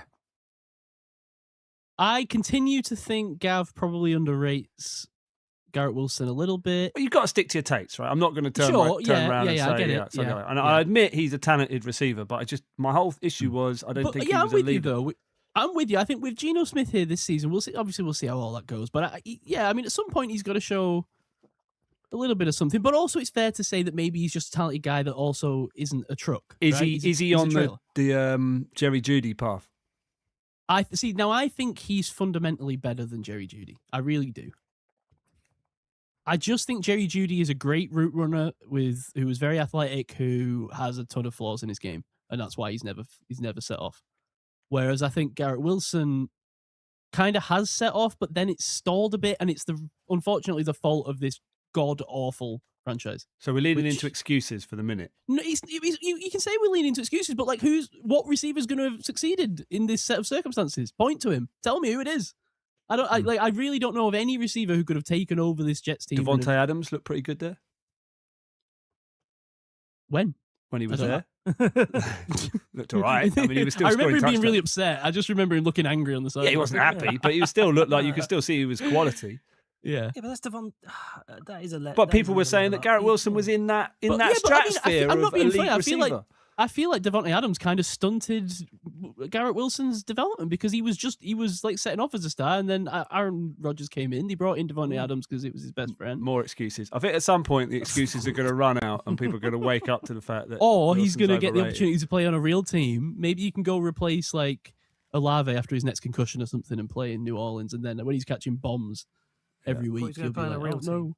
Anyway, for new people, this is an old bit going back to when I ranked Wilson outside of the top wide receivers in the draft that year and got loads of heat on Twitter for it. So it's just a take I keep going back to try and convince people that I wasn't wrong at the time. Still question marks over the pass catchers though, right? I mean, Adonai Mitchell, unknown, not really showing anything. Omar Cooper, all right, we expect him to be good, but maybe he takes over as number one. Wilson, question marks in my eyes. And then Kenyon Sadiq, yes, he's got potential as a weapon, but is he a tight end? Mason Taylor, I quite like. But yeah, I do think there's questions about. I could see this wide receiver room working out, but I could also see it collapsing, especially under Geno Smith. I think it's a room that's got decent potential, but it's got to go out there and prove it. Mark will believe it when he sees it, probably. It's that kind of room, but I feel like AD Mitchell's not necessarily had his NFL kind of moment yet, but I really liked him coming out of the draft. Amar Cooper, Garrett Wilson, yeah, I feel like that room's got potential, but we need to see it now. But whether we'll see it in Jets uniform or not, I don't know. I think even if I saw it with the Jets, I probably wouldn't believe it. Yeah, that's the other thing. It would be too unbelievable. No, I don't rate this Jets team at all. I know the talent on paper. It's hard to rate any Jets team, isn't it?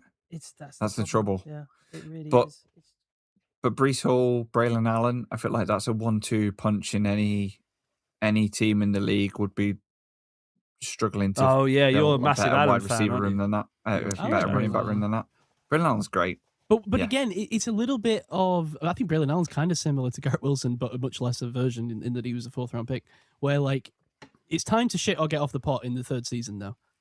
Like it's daft though because they had Braylon Allen and then they shot themselves in the foot by drafting Breece Hall. So you've got two decent running backs, but they can't both play at the same time. Yeah, he's better, but they can't both play at the same time. So they've spent 2 decent draft picks on 2 running backs, and they can't both play at the same time. Allen's a bit of a big tote the rock kind of slower dude. I think Hall's the exciting pass catching breakaway guy.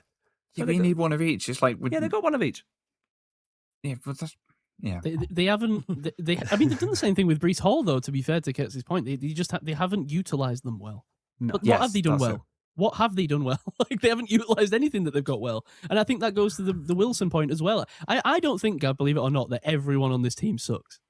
No, they don't. I think there's probably a few people that are good at football. I mean, look at the defense. The defense was great like 4 years ago. A lot of veterans. But could you see this team coming together on defense for a year or two? Yeah, sure, I can see that if they pull it out. I'm sure that Braylon Allen's going to be pushed for his roster spot by Chip Titanium. That's not a real person. Okay, maybe that's not quite what his name is, but it looks like that. Titanium Chip. Is that his name? Trayanum. Chip Trayanum. Wait, which one comes first, Chip or Trayanum? Chip. Okay, Titanium it's Chip. Not That's his Zappy new name. Bailey, is it? Another name, so I can't say. Beautiful. Titanium Chip is a cool. If his nickname isn't Titanium Chip, it needs to be. Jets worse than the Steelers, ladies and gentlemen. Right, Yes, let's move let's- on. I think we on. established that part. Yes, All right, yeah. We've done I that. love this game. Oh, I've lost track already. Okay, are we on to the next? Yes, we're on to the next. So you said we're doing South division. next, right? Next division? South. Seth. Seth. Seth. AFC Seth. Seth. And whose go is it? Is it round to me? I think it's me. I Okay. guess. I take charge. Go on. It is you, Si, yes. Okay, I'll take charge. All right, and I will take charge. I will take the Houston Texans, which I think will be a relatively easy one because, and now this was the one team I was surprised wasn't on your poll, Gav, this week of who is the best team in the AFC North. Perhaps they could have taken the spot of the Philadelphia. The trick question. Take the spot of the trick question, which I will never do again Oh god. because you catch up people. Because I think that the Texans do have a legitimate argument, right, to be the best team in the AFC. Now, look, the question on everybody's lips is CJ Stroud capable of returning to his rookie year form? I honestly, the worry, isn't it? Of the I don't want to mark this and sit on the fence, but of all the questions in the NFL that currently hang out there, I do feel like I just don't know which way to go on the CJ Stroud argument because he was one of these dudes where, like, in his first year, and you know that I'm a vibe scouter, and that, you know, we joke about this a lot now these days in draft season, but like, this goes a lot into how I feel about players as well, right? And I really do think that it works more often than people want to give it credit for. And I was always kind of pro the CJ Stroud sounded like he knew what he was talking about, right? Like he went on shows and like sounded like a really proficient young guy who was like had a good head on his shoulders and like knew a lot about the game of football. And then he backed it up on the field and you were like, holy crap, like the sky is the limit for this guy. And then he big dogged, who was it? That in his sophomore season, John Love, I think maybe. Yeah. In his rookie year, he like came over after the game and like big dogged him, and ever since that moment, it's gone downhill. And may I refer you, Gav, because I can already sense the eyes rolling into the back of your head as I make this point, to the New York Giants. OBJ on that yacht, they were surging to the Super Bowl that year. They were an ascendant franchise, not just a team. They were an ascendant franchise, the New York Giants, that season. And nothing has gone right since the moment that those players stepped on that yacht. I'm just saying. Related yacht news, Stephon Diggs was never the same again after the pink pills with the hookers on the yacht incident. The pink pony yacht. Yeah. I'm just saying sometimes there's a fork in the road with things, with storylines in the NFL. And I just worry, was that a weird fork in the road where like everyone got on CJ Stroud in a moment that he thought was like really innocent and genuine? And it's like messed with his mentality ever so slightly. I don't know. Maybe it's crazy. I'm worried about him a little bit. But if we can move past that, obviously we know the defense is amazing. There's all the talent in the world on this team and all the potential in the world especially in a weak AFC, I think, where it's wide open, that I could see this team going a long way. But what do we think of CJ Stroud? What do you think of my point there? I think Is it's there any credence a to fair it? point, but I think it's just an early sophomore slump, or 2-year slump first. You think he's coming back? I think he'll come back. Okay. He's a timing based rhythm quarterback, and there's been some disruption to his receiver core. I still think, and the line's been a bit weird. So I think give him time, let him settle into rhythm. I think he could kick on and become a sort of top 10 quarterback. Yeah, I'm 100% with Gav on that. I Okay. think you worried about him last year at points, and this team obviously didn't even win their division. Had an easy wild card game. But then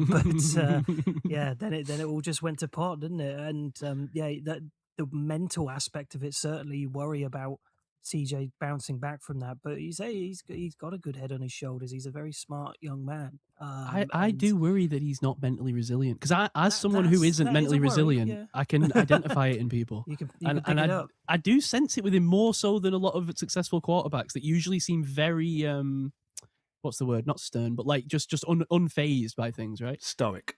stoic. Do you that's the word. think? Do you think then D'Amico Ryans is the right guy to twist that mentality around for? him? It's Do quite you a good think question, right? Because I do feel like he maybe just needs the right guy to be the arm around him, kind of dude. He does maybe need coaching, but in a more like by a Mike Tomlin, funnily enough, right? Like that kind of type Offensive of guy. Mike Tomlin. Yeah, well, sure, but I just more mean from a an empathetic standpoint and like the kind of coach he is. Almost an off the field kind of Yeah. mentor rather than. But I on do field. think D'Amico Ryans does strike me as that kind of guy. Although I don't know that much about him, but he strikes me as that in interviews and things. He seems like a bit of a Tomlin disciple in that way. Yeah, like, where I he's feel quite- like he's a good man manager. Yeah, so So obviously they made the so- playoffs last year. Is this offense better? The addition of David Montgomery in the run game. I thought the run game last year was Woody Marks was all right, like had moments, but I think that was a weak spot for Yeah. them, wasn't it? Well, So it's a totally different. I mean, yeah, what they had Nick Chubb and what's his face, Joe Mixon Yeah. last year, didn't they?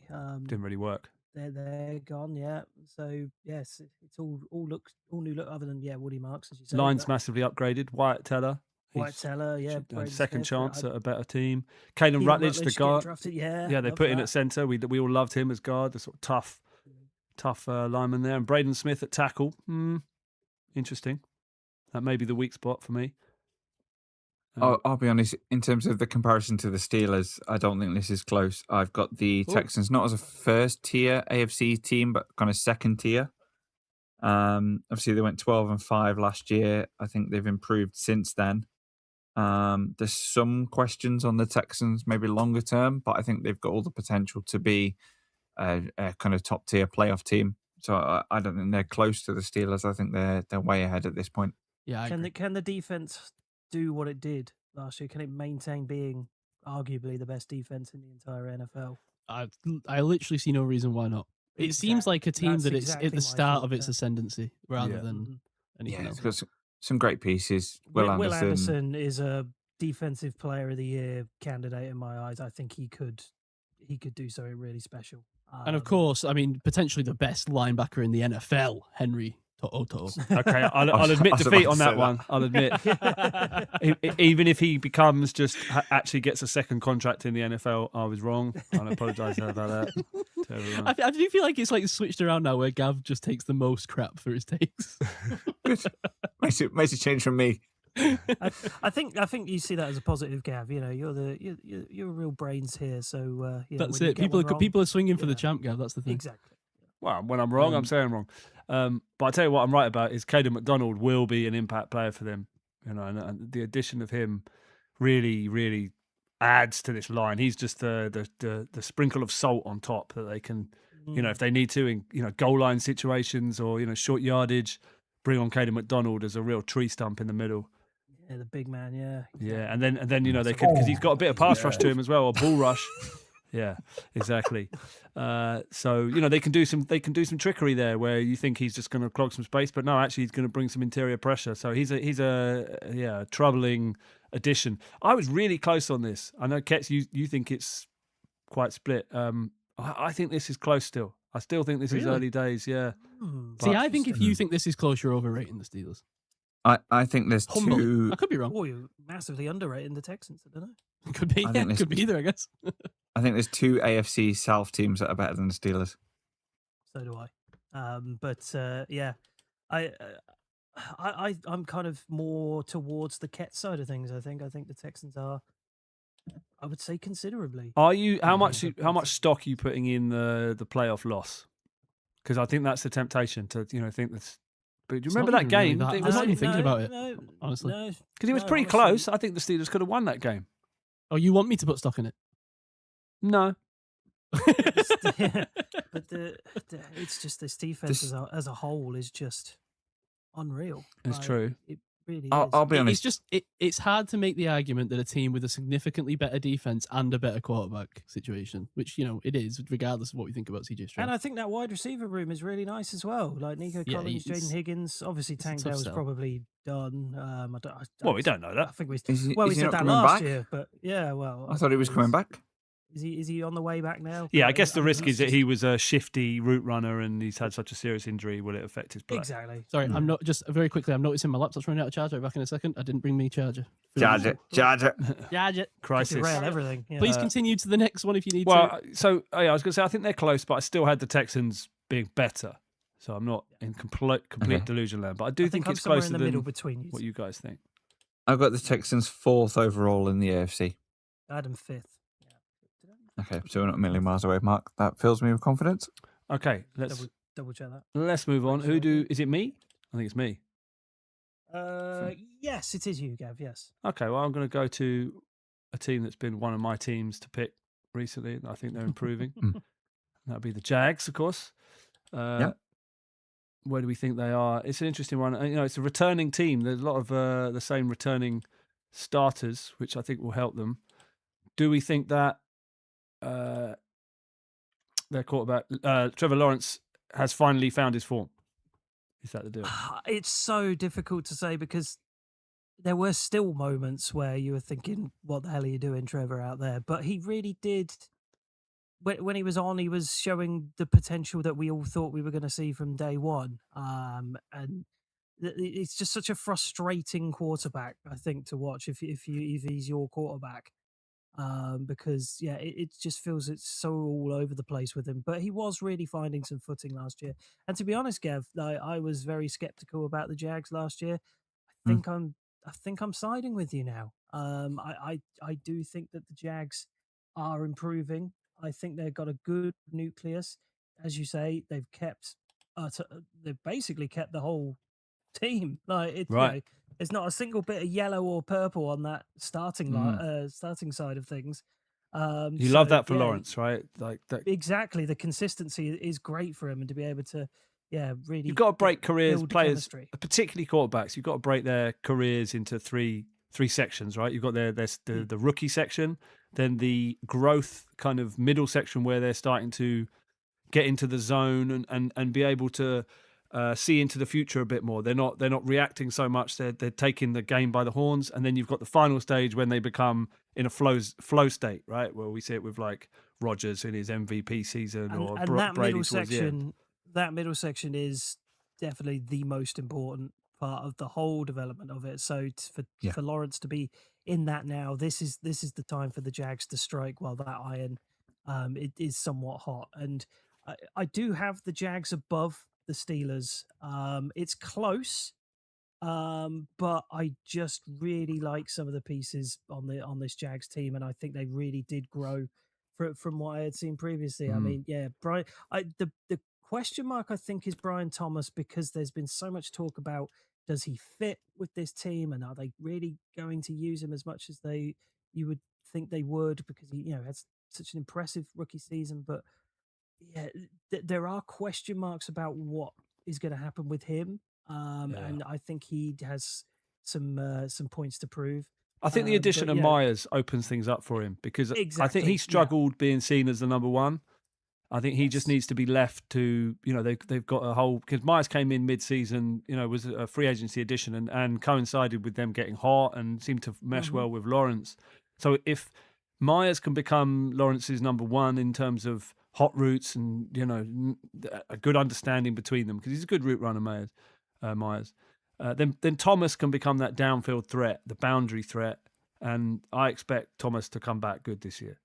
And one of the big key things that I think people might overlook because of the injury is that Travis Hunter will be back raring to go this season by the looks of it. So, he is a really, really talented player. I think have they decided now he's basically a corner with wide receiver packages? Yeah, strangely listed on the receiver Yeah. depth chart. Is he on both sides? Hang on, let me see.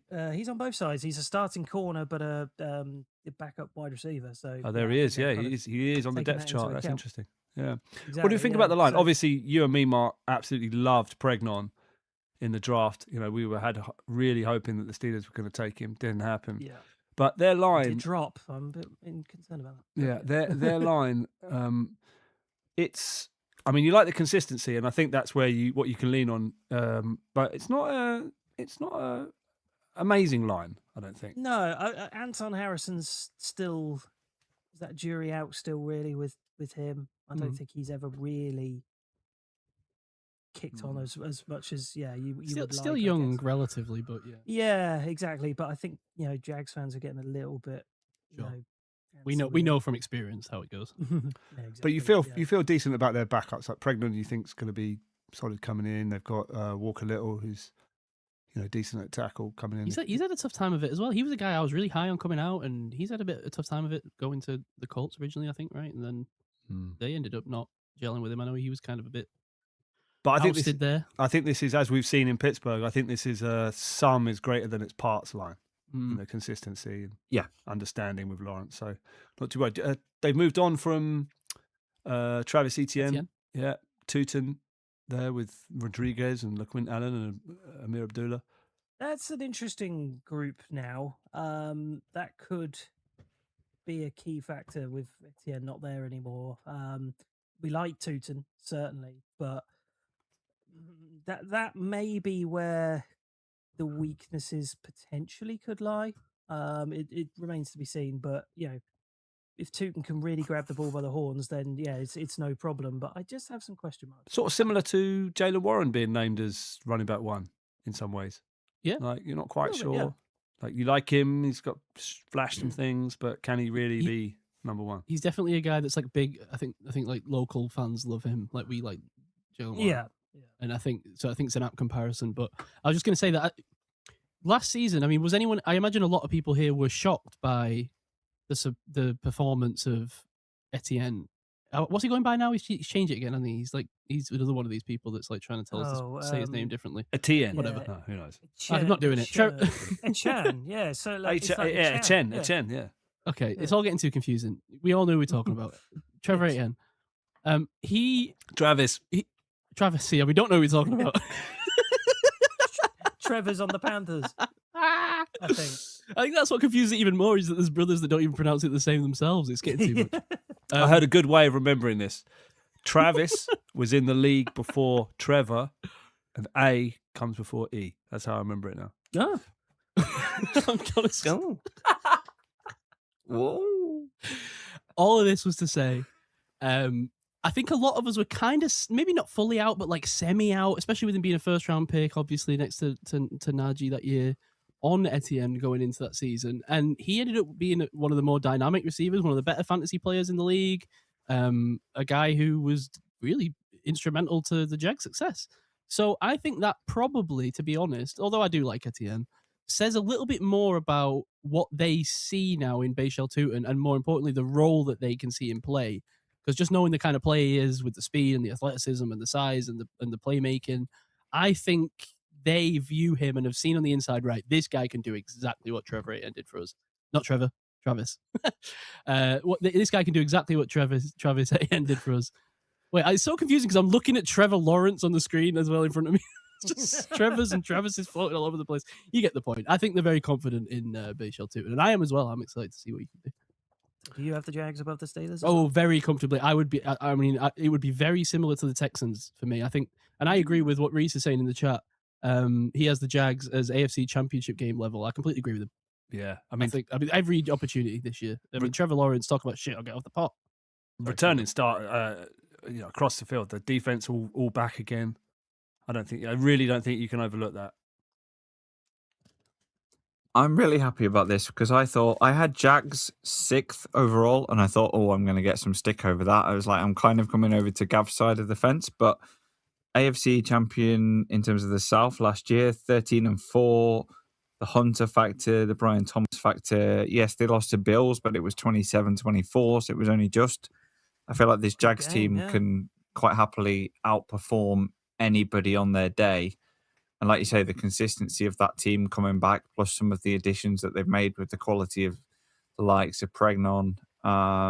It's a good team that maybe people might underrate, but actually, I think they're pretty damn good. Yeah, I mean, so I've got them as like a second tier AFC team overall. Defensively, they've got that 4-man front that is frightening in Trayvon Walker, Devon Hamilton, who's the big nose tackle, Arik Armstead, and Josh Hines-Allen. And how many times have we seen teams that can just rush with 4, have a deep run in the playoffs? I think that's what, this is what those Eagles teams have done over the years, and the Giants back in the Brady era. So, and look who they traded for as well. Our old boy Aruke Ororo is now on this Ororo, yeah. Didn't work out. He was at the Bengals, was he?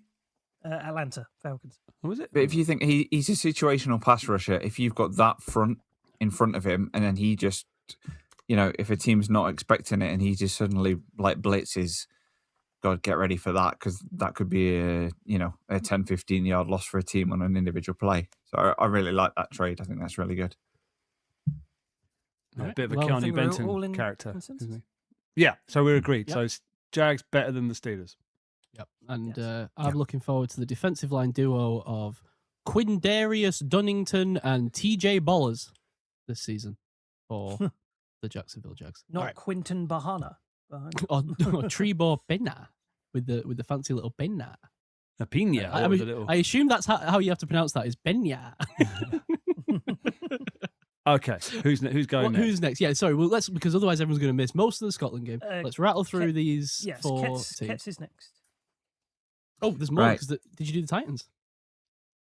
No, we haven't yet. We haven't. Oh, not sorry, done the I'm ahead Titans of yet. myself. My bad. Sorry. You go.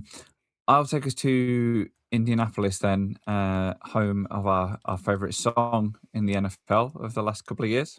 I don't know if Si's got that to hand. If not, I shall... There you go. I felt like it'd be remiss of me not to include that in this section.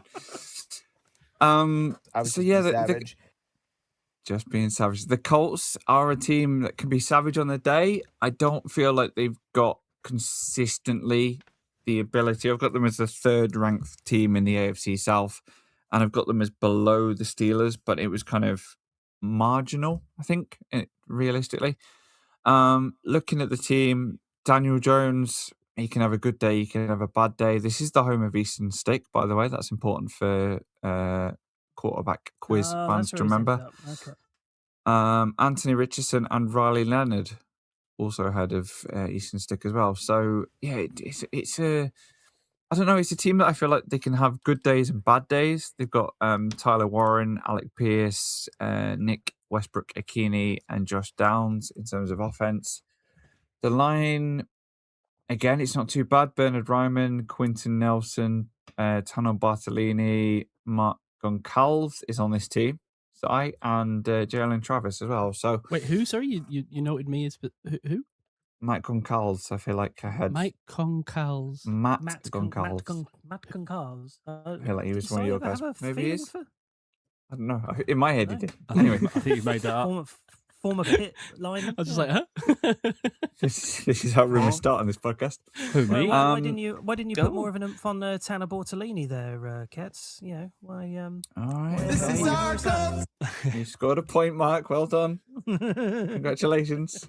I'll let you take your victory lap in a minute. Forever have that lap. What's happened to Quentin Nelson? I mean, nothing. He's just a guard who was Just a he was guard. drafted in He's a guard who was drafted in 2018, was really good, and now he's potentially slightly less good than he was when he was drafted. He's But a at one guard point, he looking at a was boy. future Hall of Fame, the Yeah, guard I everyone think- knew about, and now it's kind of Yeah. it's kind of really tailed off. I guess the problem is with a guard like this is that unless two things need to happen. You need to either be one of these like complete Iron Men that never miss a game and like you play every season and you get selected to All Pro every season and start to hit that dynamic, or you have to be involved in like a multi Super Bowl winning kind of dynasty style team where you're an integral part of it. And he's just neither, you know. He's been injured. He's had some time in and out. Yeah, of the 2021 lineups. was a big year for him. COVID twice, some Yeah. injuries. Like, It's maybe, just that's a when bit the of a kind of stop and drop off start. happened. Is he suffering long-term COVID? Long COVID? He's got long COVID. He's like me. I guess he was, to an extent, instrumental in the Jonathan Taylor success. That maybe doesn't get talked about as much because it's like, oh, Jonathan Taylor was the best running back in the world ever, and therefore, you ignore the O-line that's in front of him. I think he had a big part to play in that kind of trajectory. But maybe with the Taylor sort of drop off of the last couple of years from his kind of heights in the early 2020s, maybe that's why. I don't know.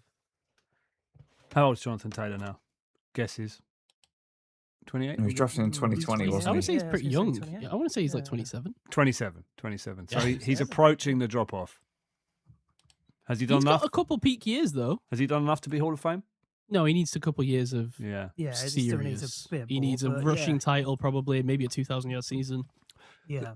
There was definitely a time where he was seen as running back one. Is he still Certainly. running back one? He's not quite, but he's I mean, in the last year realm was of guys who could be. Yeah, last year was incredibly uplifting because we were a bit worried about Jonathan Taylor in terms of his performance. I know fantasy owners were certainly worried about him, but yeah, in general, I'm a little bit worried about him. But yeah, last year he came back a storm. I think people were talking about him as MVP at one point. It's just it was that much of a great run. But if he can maintain that, I think that is massively beneficial to this Colts team that are going to need that. I think because the QB is the massive question. Obviously, Jones has just come off a really serious injury. We'll see what the QB room is like when he, I'm assuming he's in a position to start, but I don't know where he is currently at with that injury concern. But as you say, I like the line. I like some of the weapons that they've got. Westbrook Akina's decent, but probably not massively encouraging as your number 2. No, they paid Alex Pierce big money, and obviously Pierce was the player that I got all the heat about having ranked above Garrett Wilson. Am I vindicated at this point? What? Because I'm not. Let's not do this. Okay. All right. I think they've both been meh. It's always telling when you can. Hang on. Pierce has well overshot expectations. Why did he say that? No, yeah, I think Alex Pierce has been great. I think he's pretty much worth every penny that they gave him. Ketts just walked in and dropped a bomb. It's just. Don't you insult the lanky white dude. He only catches Come on, long mate. bombs. He's I a was just seeing deep if I threat. can catch a fish on that. Touchdown magnet, boundary player. Is he a number 1? I'm not sure. Is he the second best number 2 behind T. Higgins? Yes. I think the big problem he might have is Michael Pittman not being there anymore. Yeah. And let's see how that impacts things. He's got a lot of problems coming his way. The one problem he doesn't have is the $60 million that the Colts shouldn't have paid him that they just did. I did think it was a bit of an overpay, but that was just to prevent him leaving, right? I mean, they would be in trouble with him.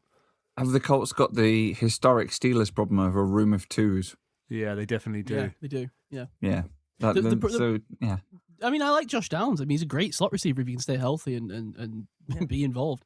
But the problem with Alec Pierce, look, I like Alec Pierce, and I think he's done way more than you could have reasonably expected, really, to have. I mean, the stats on him last season, his average yards per reception were insane. So to have that target and that weapon available, especially when you've got, quarterbacks that are maybe going to struggle in the more, how would you put it, short game, it's valuable. And I get why they didn't want to lose it. And I like signing guys that you've drafted and developed. But it's always a problem when you hand out a massive contract and the room gets worse. That's not good. Yeah. It's not a great sign. But having said that, it's not his fault. This looks like it's being built as a play-action offense to me. You've got the running threat of Taylor, and you've got Daniel Jones, who can run as well. I think he's underrated as a runner. And then obviously he's a good runner. Yeah, let's see what happens with the injury. But backing him up, you've got Anthony Richardson running quarterback and Riley Leonard running quarterback. So they know where their bread's buttered. They're leaning into this run game. And then you've got Tyler Warren, who's potentially their wide receiver 1, who is going to be peppered with targets around the line, behind the line, and 5 yards deep. And then you've got Josh Downs as the kind of, the little root slot guy that's going to also be taking those short area passes. So then you've got Alec Pierce and Westbrook Akina streaking downfield, looking for those big play action bombs when they see stat boxes. So you can see the approach here. It's just how good is that approach and how good is Daniel Jones? And if Jones goes down, then you're looking at subpar quarterbacks where you can still run the offense, but it's not going to be as dangerous. So they're one of these like 3 yards or 30 yards kind of teams. There's going to be no in the middle. It's going to be either ridiculously long or like short, quick play action kind of dink and dunk kind of offense. I think that's why they paid Pierce, because they realised that he is a really savage deep threat that can really stretch the field. And without him, he's more dangerous than the threat of the quarterback in some ways. Yeah. Savage deep threat about a Colts receiver. I love to hear it. To be honest, I have no problem with paying Alec Pierce. I like keeping him around. What I don't like is not doing anything else. He's one-dimensional, isn't he? Yeah. It just feels like an incomplete route. Like you've got a guy. I mean, look, we've spoken about ad nauseum this offseason with the Colts, right? Because we've been speaking about it since their offseason began, which was 7 games in. But like Daniel Jones, what do we expect from him in a season where he's coming off not only the broken leg that he broke before he stopped playing, but whatever he did to his ankle? Like, Was it his ankle or was it his Achilles? No, hang on. You say it 7 games in. They were looking tasty until that. No, that's what I'm saying. That's my point. Then they did look great, and then they didn't, and then they haven't done ever since. So what I don't understand is then like, oh well, now we're gonna like, we know that we're leaking some of these pieces that made the team so great, but we're gonna just try and flex seal it up anyway. I like what? I can't understand what the plan is here between the draft picks, the future plan. Look, I know we're all in for a bit of Kaliose Gordon. I know Mark especially is in for a little bit of Kaliose Gordon. No, I'm just waiting for Gav to swoon. Yeah, I mean, I'm still the book's out. I'm excited by the whole situation. I like the idea of it, but yeah, we're yet to see really what impact. What's the plan? Seriously, what's the plan? Because if it's just to try and recapture the magic that was those 7 weeks where they won, like, I mean, we've had those runs, right? We won 12. We were 12-1 that season a few years ago. Remember? And then I was just about to interject on that, Si. Yeah, I was about to say they're a very like Steelersy, what's the plan kind of team, because with the Steelers I have the same questions and I have had for a number of years, and it's like, okay, I don't see the other than I think the Steelers positive is that we're building through the trenches and that kind of thing, but I don't necessarily see what the offensive and defensive strategy is, especially with some aging pieces. And I kind of feel like the Colts, we see that kind of from a different angle, but kind of the same thing, if that makes sense. They've been in recovery mode ever since Luck retared, right? They've been playing catch up. Floundering. Yeah. Similar to Ben. There's a reason I always use the Colts as the example of what I don't want the Steelers to be, but ultimately they have become. So I say just run Richardson out there, have a very specific type of bullying for this year, and pick up a Manning. Get yourself back a Manning. The one thing I forgot to say though, and this plays into the Sauce Gardner trade. I mean, talking about a team with no plan of what's going on. What is that? Well, that was when they were flying high. Have we got that drop anywhere? What the hell even is that? Yeah, that's what I felt about that. Yeah, that's right. They were flying high. They were flying. That was seen as the the final addition of a bit of flavour into the salad, wasn't it? Right, but I mean, has anything ever been so spectacularly like poorly timed as that though? Then a week later, it all just falls apart. Right, but he's still a top player, and with Tre'Davious Ward and him, that's some strong cornerback play right there. I think he's a little bit overrated. I think they overpaid him, and I think it's an absolute disaster waiting to happen. I'm fading the Colts so hard, just like I did last year, and I was right to do it then, and I'm right to do it now. You said they were the worst team in the AFC last They were the worst team in the AFC. It just didn't start until week 8. When they were winning games before that, beating other AFC teams. I'm with you, though. I do think the Steelers are better. Anyone else? Yes. Yeah. No, I think it's clear. Yeah. Okay. Yeah. I was interested. Someone said it. I can't remember if it was Mark or Ketts, or someone said it was close. But I don't even think. I don't think it's close. Although I would be prepared to be surprised if their quarterback, whose name Daniel Jones, comes back and is good. That's the thing. If Daniel Jones comes back and is good, and we're all sitting around being like, "Wow, Daniel Jones having a great season," I'm not going to eat my hat. But if I was the kind of person that would eat a hat, I'd say that I'd eat my hat. You know? Okay. Hat pending. I've got the Steelers 10th, the Colts 12th. So Ketts has got them close then. That's close. Yeah. Close, but not. Yeah. All right, the Titans. Who's taking them? Who's me. next? There we go. Which is good because I can then feed in the news that came in the last hour about the Tennessee Titans. Is it this? I mean, we keeping a buck right now. We ass. Oh, that's not news, my friend. That is old news and probably still recurring news. But they have signed on Jeffrey Simmons for a massive extension in the last hour or so. I'm just getting the details. That makes sense for them. It's one of their better players. Up here, yeah. First defensive tackle to land $100 million guaranteed. So yeah, he is. Just got a massive. Getting that extension. big tackle money. Exactly. Yeah. 3-year, $105.8 million extension with $100 million guaranteed. So they needed to do that. They needed to solidify. Yeah. One of those guys that gets forgotten about, right? Because of where he is. Yes. Yeah. Exactly. This is a very different team to last year, isn't it? With the amount of draft picks that they've had. And Simmons is kind of one of the kind of foundation pieces that stayed there. But you look at the number of kind of free agents or rookies that have come into this team, it's quite significant, especially on the free agency side of things. Exactly, and new head coach as well, and Robert Saleh, Brian Dable now as offensive coordinator. Yeah, this is going to be a very interesting Titans team. I mean, just put it straight out there, 100% the Steelers are better than the Titans still. Agreed. But Yeah. I'm interested to see what the progression is. I think this is probably a division. It's almost annoying that the teams around them also seem to have gotten better. Particularly the Texans and the Jaguars, because this is a team that a couple of years ago, if this was the trajectory they're on, they might actually have half a chance. But no, the Carnell Tate pickup I think is really, really positive for them. Give Cam Ward a really nice weapon there.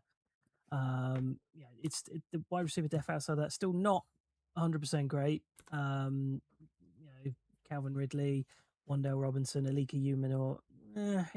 Umino came on in pieces last year, which is decent to see, but still, it's not spectacular by any means. The line's certainly not spectacular by any means. I mean, Dan Moore, geez, the sooner they can move on from that massive contract, the better. Mike, sorry, not Mike, Mark. Very quickly, Yes, I know you're nicely done. That is bollocks. I know you're not saying this, but I just want to pause before it's passed over. I don't think you can do much better than Chimere Dike and Ilik Eomano from 2 4th-round picks if you wanted to take 2 rated wide receivers. I mean, they absolutely nailed that. I know you're not saying they aren't good, no, but just in terms of like what you could get out of those picks. Jesus. Yeah, I forgot about DK's impact. Yeah, absolutely. No, 100% agree with you there. KJ Osborne languishing on this third string. God, yeah, that's where he is now. And your boy Xavier Restrepo still, down there. Maybe he can make an impact as well. But yeah, the running game is what it is. I mean, is Tony Pollard really the answer? But they picked up Nick Singleton. That's an interesting one. Do we think he's got a shot? I don't know. I think he's got a shot, but obviously he was injured and he's still got to come back. I don't think it will be a straight away thing. But I mean, I was a big Ty J Spears fan. I'm hoping he can, see some more of the ball in this season. I was kind of hopeful when Henry left that Spears could, he's definitely a different player by all means to Derrick Henry, but I thought he might be able to get more of a role involved. I don't know if that's quite happened, but I like Spears and I think he can do a job. But as Ketts rightly points out, there's so many changes on this team. It's a ton of defensive changes as well. So it's good really to lock down the one guy, that's really solidified that defense for years now.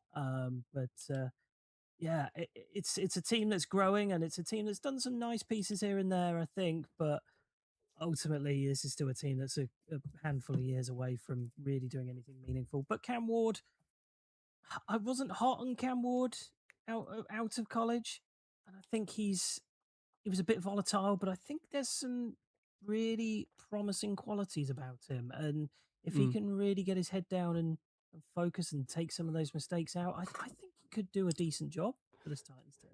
He's Can I give you a hot take? Is this a hot take? Sorry, tell me if you agree with this, guy.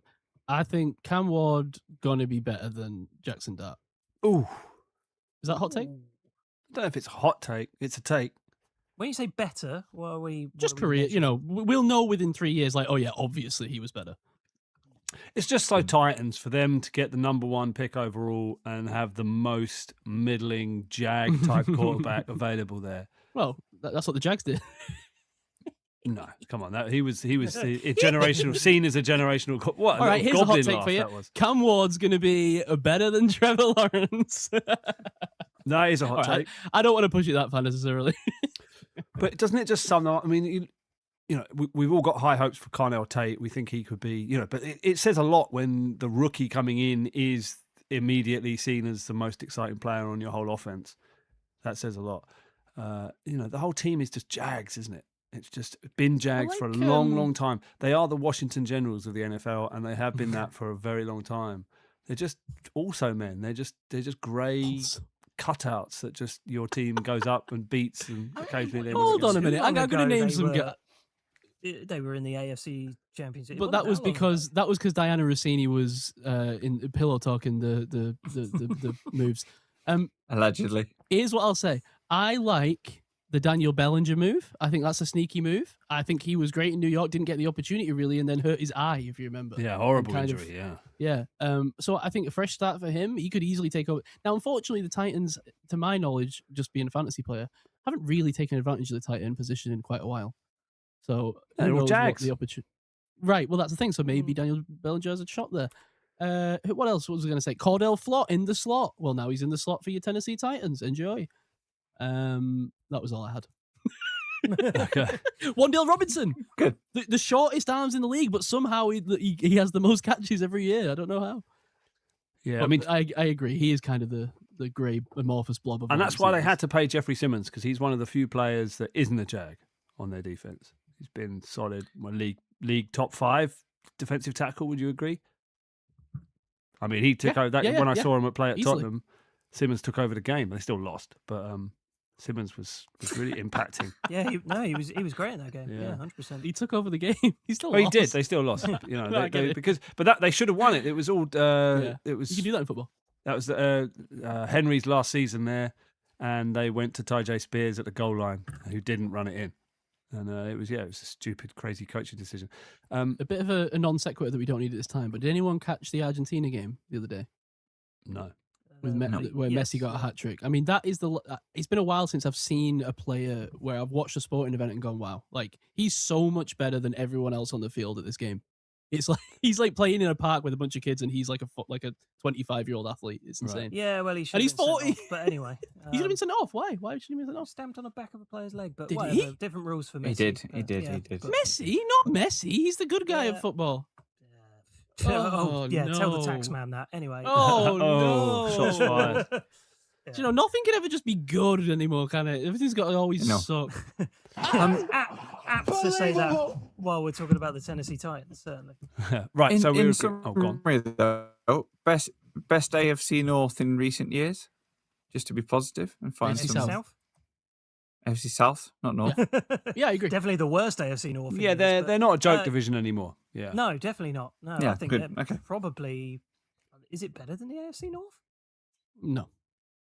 Oh, I don't know, because the North was turgid. Potential's better than the North. Yeah, Mm. potential. I think it The is. problem is, in my view, they've got two just dire teams, and we've only got one. I think But they've got two one- great teams. I think they got one dire team. I think it's a lot like the North. They got one dire team. Yeah, I was going to One say team- the comparisons are good. Like the Jags are the Ravens, So Texans are the Steelers, Colts are the Bengals, Titans are the Browns. Oh, Alec Pierce is Jamar Chase, is he? No, I just mean in where they are. You know, the Colts have got so many question marks. get you. Should be good, but could be bad. That's why they're like. Yeah, The Bengals. yeah, I like that. I think that's spot on. Yeah. you could kebab bet that in terms of which division sends a team the furthest in this. Or we could in this do division. combined wins. Oh, I like that. Ooh. Right, who Well, we taking? Who are the schedules? Ketts, you need to like, you need to what record this. schedule was the Well, has hold on. the AFC South got? Because that's vital. Because there's a good game that can be played here, and I think we could potentially just do it on an episode upcoming. Where because I participated in one of these on the Heed the Call Discord, funnily enough, last season. Oh, yeah. And I did, and I'm not genuine. Like I'm probably braggadocious, but I'm not even trying. I'm just telling you this for fact. I did so well in that game by pure accident, probably Bragging. that I drafted because you draft the teams, right? So you can only take the teams that are available, like a normal draft. Like I didn't have the selection of anyone.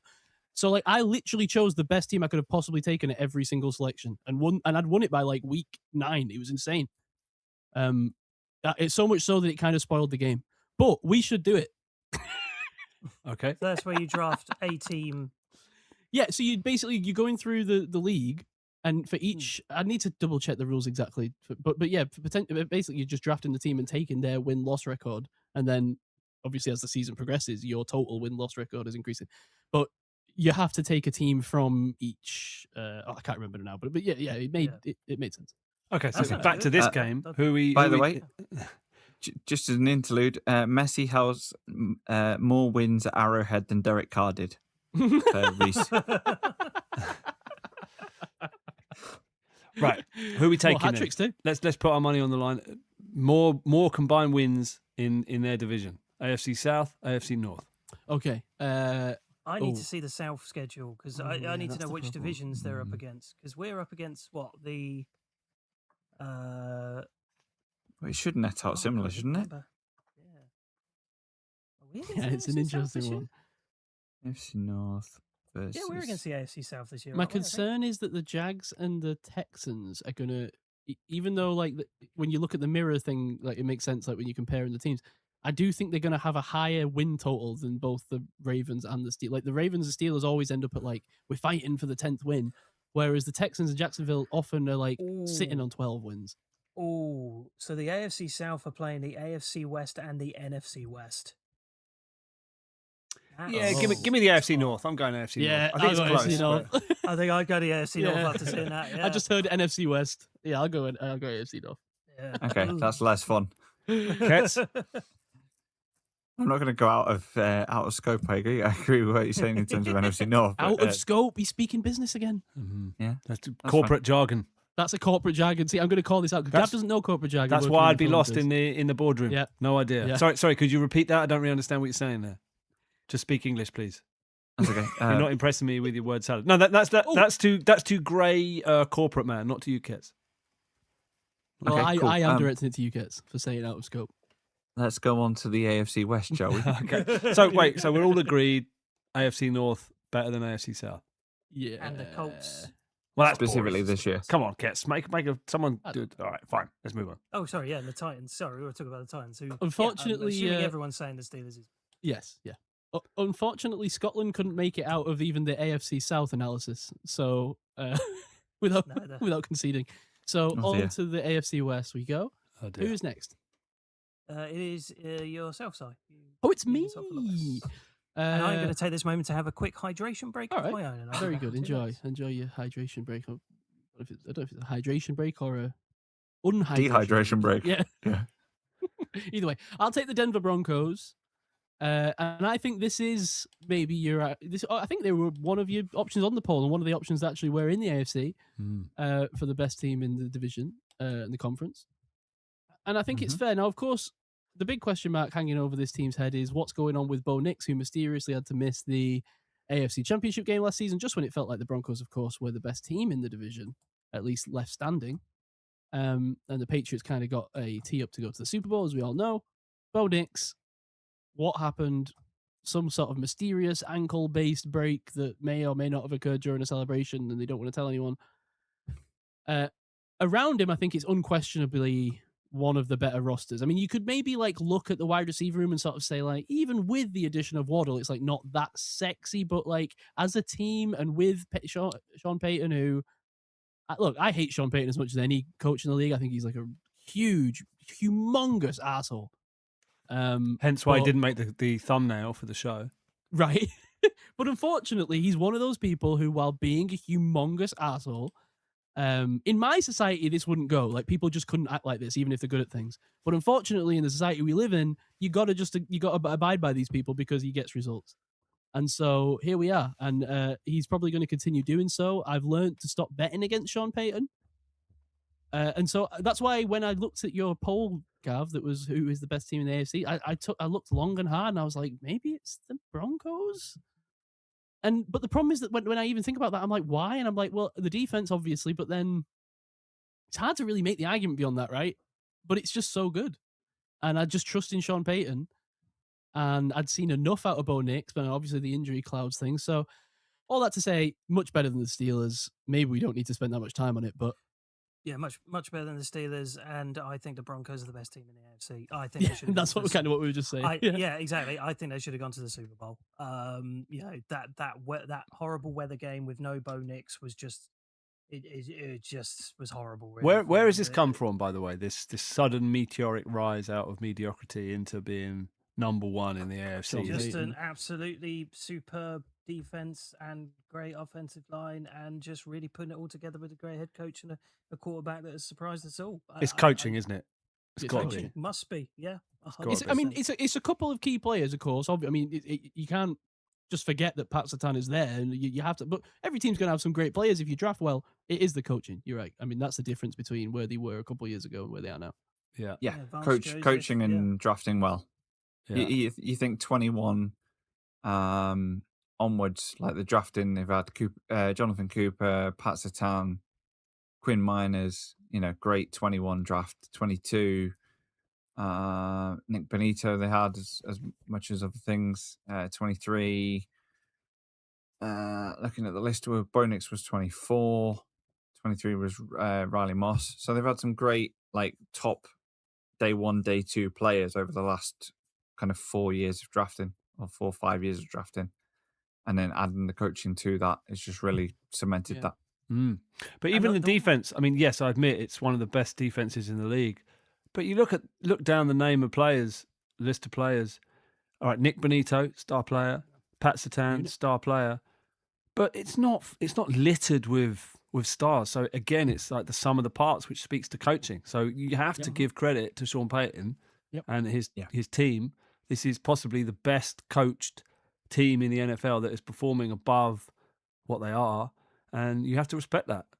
I think. Yeah, absolutely. And I'm really intrigued by Davis Webb now coming in as offensive coordinator. You know, this was a guy who was touted as a possible head coach in places, and you know, and he ends up just getting a promotion within to Denver's offensive coordinator role. So I'm very intrigued to see what little flavors he adds to this offense. I think that could be a killer punch to an already well coached team. And returning starters, pretty much the starting 22 is back, apart from the addition of one Jalen Waddle, that I think is a great addition. Yeah, if you're going to spend your money, yeah, it's great for him, but I think it's great for the Broncos too. You're gonna make one big money move, make it an impact wide receiver. That's a good move. And they've been crying out for it. I mean, Cortland Sutton, you know, we love you, but like he's just not been doing it for them in terms of being that dynamic receiver they've needed. Yeah, you know. I'll just say maybe I think Mark was definitely around when the Saints won the Super Bowl, right, Mark? Like watching the onside kick Super Bowl. Yeah, maybe you can be along with me on this, Ketts, where like I always knew Sean Payton obviously was a great coach. Everyone always said it. I knew he won the Super Bowl, but I was always very skeptical of him, probably purely from a bias because he was such a dick. And then, unfortunately, like him being in the league and it's just unquestionable how good of a coach he is, right? Like, we're now seeing it in our generation with our own eyes with this Broncos team because we knew where this Broncos team was a couple of years ago. Yeah, and yeah, I mean, I saw them beat the Jags at Wembley, and this is the team kind of dear to my heart to a certain extent because it's Amy's dad's team. He supported them since the 70s, so I'm really happy for him in terms of how this team's come on. But yeah, it's definitely a combination of the drafting, the coaching. They've just come out of nowhere. They were like a team that could lose to anybody on their day to, this team probably got robbed of a Super Bowl, in terms of the quarterback situation. But yeah, in terms of AFC tiers, I've got Broncos as top tier amongst the Patriots and the Bills. Mm-hmm. All right, we're all agreed. So should we move on? Yep. Who's next? Beavis Gav. Gav, take your pick. Okay, I will take us to. Let me see now. Let's go to I'll take the easy one. Let's take the Raiders. The Raiders. I was kind of hoping I'd get the Raiders. Oh, sorry. No. I'll tell you why. It's because I think this is my second team now. It really is. Why is this? Why is it your second team? Fernando You've seen Mendoza, the players? Ashton Genty, Brock Bowers, Jackson Powers Johnson. Yeah, no, this is my team. Like this is the Mark Hansen dream team coming together really nicely. It's just a shame it's got Kirk Cousins on it. But yeah, no, like they're trying something, and they've got a young nucleus that could. Should I just seed the way, Mark? Do you want to take the Raiders? Go ahead. Oh, sorry. Yeah. Sorry, you just started. No, take them. Go ahead. They're your team. Go on. Okay, we'll switch around. As I said, they've got a young nucleus that are trying to move ahead with something, and I really do like the pieces that they've got there, but it's just been a shambles behind the scenes, really, hasn't it? And it feels like it could continue in that way. But I mean, who have they got now? It's Clint Kubiak, a first-time head coach. See how that goes. See if there's any difference there. But what is it about this team that has got Max Crosby on it as a superstar and still does hold Max Crosby for now after all that's gone on, and a team with some really interesting offensive pieces that it's just never put it together? And is that the opposite of what we just said about Denver? Is it the lack of coaching? Is there a real big coaching problem in Vegas? Because there is some interesting pieces. It's just never ever clicked for them. But now you've got the addition of Tyler Linderbaum coming in, which is Just massive. noticed that, by the way. Yeah, massive thing for them because we thought that was the whole switch around. They get Linderbaum, Ravens get Crosby, and then obviously that never happened. So now they get the best of both worlds in that respect. But the quarterback situation is the interesting one here. How long will Kirk be in there before they turn the reins over to Mendoza? Will Kirko have a season before Mendoza goes in, or are they going to? Is there a cut-off point where Mendoza? I think it's a very wise move to bring in a head. I like the move. I like that move. I might not be the biggest Kirk Cousins fan in where he is right now, but I do like the move because they're so similar as well. I think it's more about the development and the knowledge in the room and how to prepare and all those kind of things, rather than the play that Cousins is necessarily bringing you. Even if it does mean my boy AOC is still relegated to where he is. Can we? Is that dream over now? Can we finally admit? Yeah, it's not going to happen. No, it's never over. While he's in the league, he's my Kyle Trask. Okay, he's your better than Kyle Minshew. Trask. Wide receiver situation. Let's talk about that. How trash is this? Is this a team of threes? I think Jack Besh could be a 2 if that helps. Trey Tucker's so good. I will not have Trey Tucker erasure. Silence. That's what they need. I reckon next draft I'll fall in love with a wide receiver and they'll be the team to take him. Just to kind of really. They've got to, haven't they? I mean, they need something. Yeah, it's bad. It's really bad. If the Raiders take Jeremiah Smith, they're going to win a Super Bowl. It's not that I wouldn't put. That's not a bad connection actually. He might have the chance to. Yeah, I think this is going to be a terrible season for them. So they might be taking him first overall. When was the last wide receiver taken first overall? Ketts, do some research. I know Sammy Watkins was so high, but that was 4. I love what you just said. Ketts, go find. Well, he's our weights and measures guy. He loves that role. I know. Who else? But he just not force him into it. Because you just dispatch him, delegate him. Yeah, delegate. I'm a world-class delegator. The Raiders 1,000% need that because they need something. Because this is, I like Jack Besh, but he's a second-year player, probably not a wide receiver one, and it is rough behind him. Like that is not a good group. Especially with Myers leaving when he did. Like, oof, oof. What do we think about the defense? They've upgraded their linebacker position with Quay Walker, who I think he could be good, but overdrafted. But and then Nakobe Dean, another good. Quitty Pay is good. Quitty's decent. Yeah. They've picked up 3 guys there in Quitty Pay, Quay Walker, and Nakobe Dean. You could kind of see all of those guys like getting better in a second contract. Yeah. Potentially. I mean, if who knows? But guys where potentially not all of the potential has been milked out of those dudes. That was a weird way of putting that, wasn't it? Yeah. I think they're lucky to. I'm going to milk the little Quiddy. Jesus. I think they're lucky. Huh? They are lucky that they kept on to Max Crosby because it's another defense that's kind of devoid of stars. Like who's the big name player on this defense?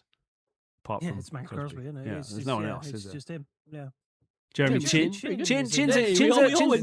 Yeah, he's a fan favourite, but I don't think you're not going to put him on the. Did we all just clink glasses there? Chin. There we are, Ketts. So I have the Steelers better than the Raiders. Does anyone else disagree? No, I don't disagree. No, So I still think the Raiders are. I agree. I feel like it's harsh because I wanted to put the Raiders higher than I actually ultimately ended up you having have no them. idea how much it broke my heart to put them as low as I did. But Where did you put them? I'm intrigued. I went 11th. I think I was around the same place. Let me just have a look. It might have even been lower. I had them 13th. Right. Okay. We failed to Below mention the Titans. Connor Hayward, but that's I mean it doesn't really impact how they're going to do, but should we? I think he'll look good in the jersey though. The last wide receiver to be drafted first overall in the NFL was Keyshawn Johnson in 1996. Wow. But in New York Jets. The progenitor of. I mean, what year was that? 1996. Wow, he 30 predated the cat that said that by like 6 years. There's only been 3 in NFL history. So you've had Keyshawn Johnson, So- 1996 by the Jets, Hold Irvin on. Fryer, 1984 by the Patriots, and Dave Parks, 1964 by the San Francisco 49ers. Dave Parks in a big spot. So hang on a minute, because we may have just accidentally stumbled upon one of the most important pieces of internet law that's ever been found. Keyshawn Johnson, who is this guy? Was he prominent? Oh, he was a master. Yeah, that was huge. That He was, was that was huge. big. But his career didn't work out. He was a bust is strong, but he was definitely didn't warrant the first overall How pick. long was he in the league? Oh, he played out. So that means he was in the league and playing. So could it be that the cat was trying to tell us?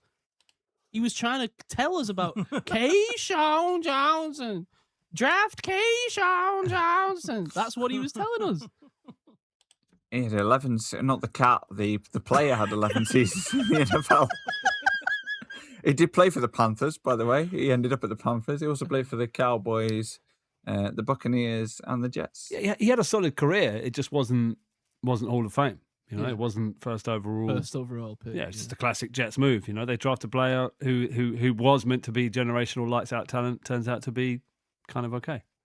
He did win the Super Bowl with the Bucs in 2002, not 20. Oh, 2018. and who else won that Super Bowl? Larvitar.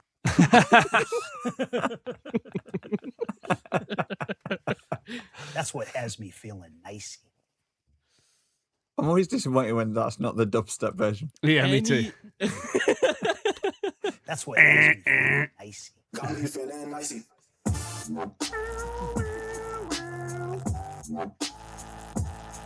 Rookity.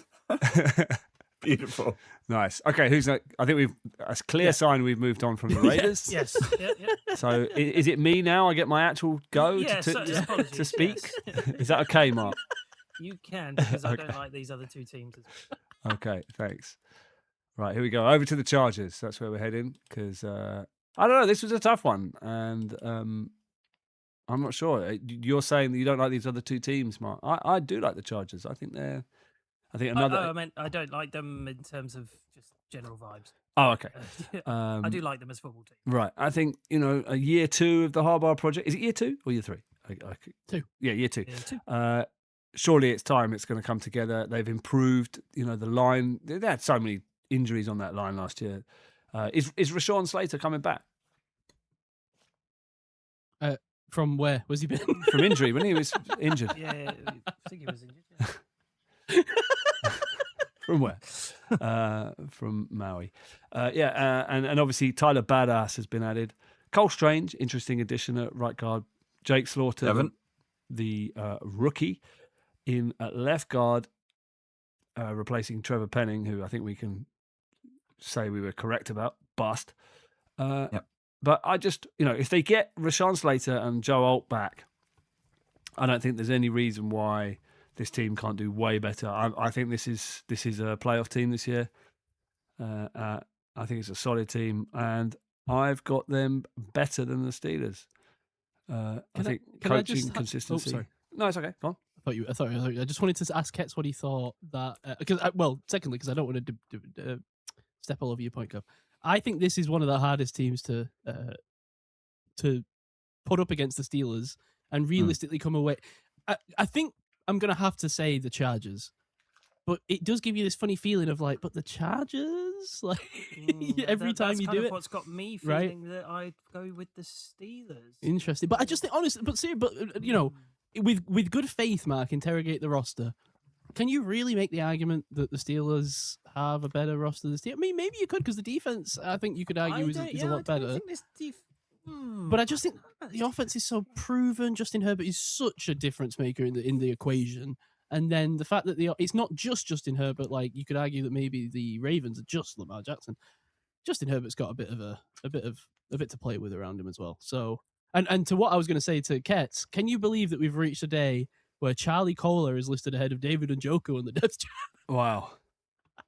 Wow. Give that man his flowers. And as a 2 and a 3 as well, not even a 1 and 2. I've been hearing a lot of buzz about, it seems to be like a sexy media thing to like, as under the radar name to be like, oh, and great signing Charlie Kohler, who's one of the best blocking tight ends in the league. And every time I hear it, I go, Ketts is smiling somewhere. Yeah.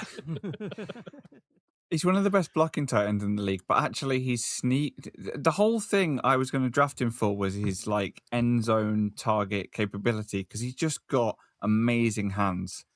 And obviously Baltimore had another guy that came through on the roster at the same time who ultimately was better. And I can't slate him at all.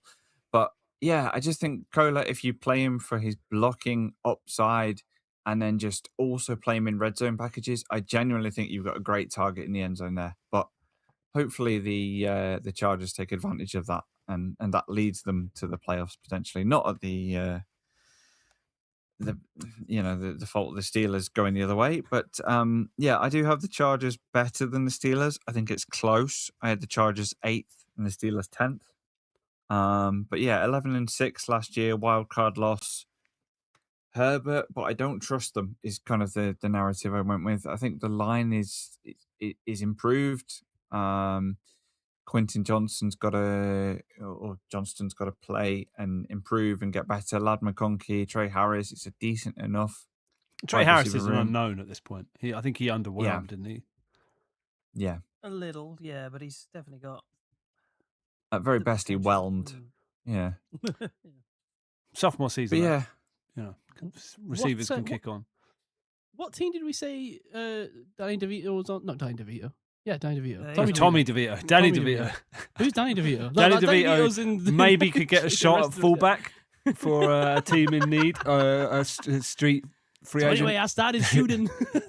Be great in the huddle, have a few stories. Maybe he could lift the spirits, but I'm not sure he's going to bring that much on the field. He could be in the Browns as the trash man. He could be the ball.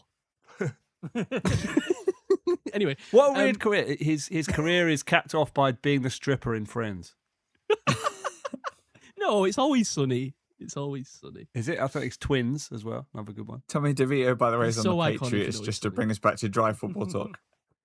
Well, I asked about Tommy DeVito because he's clearly gotten his cousin a job on the Chargers roster, Johnny Pascuzzi.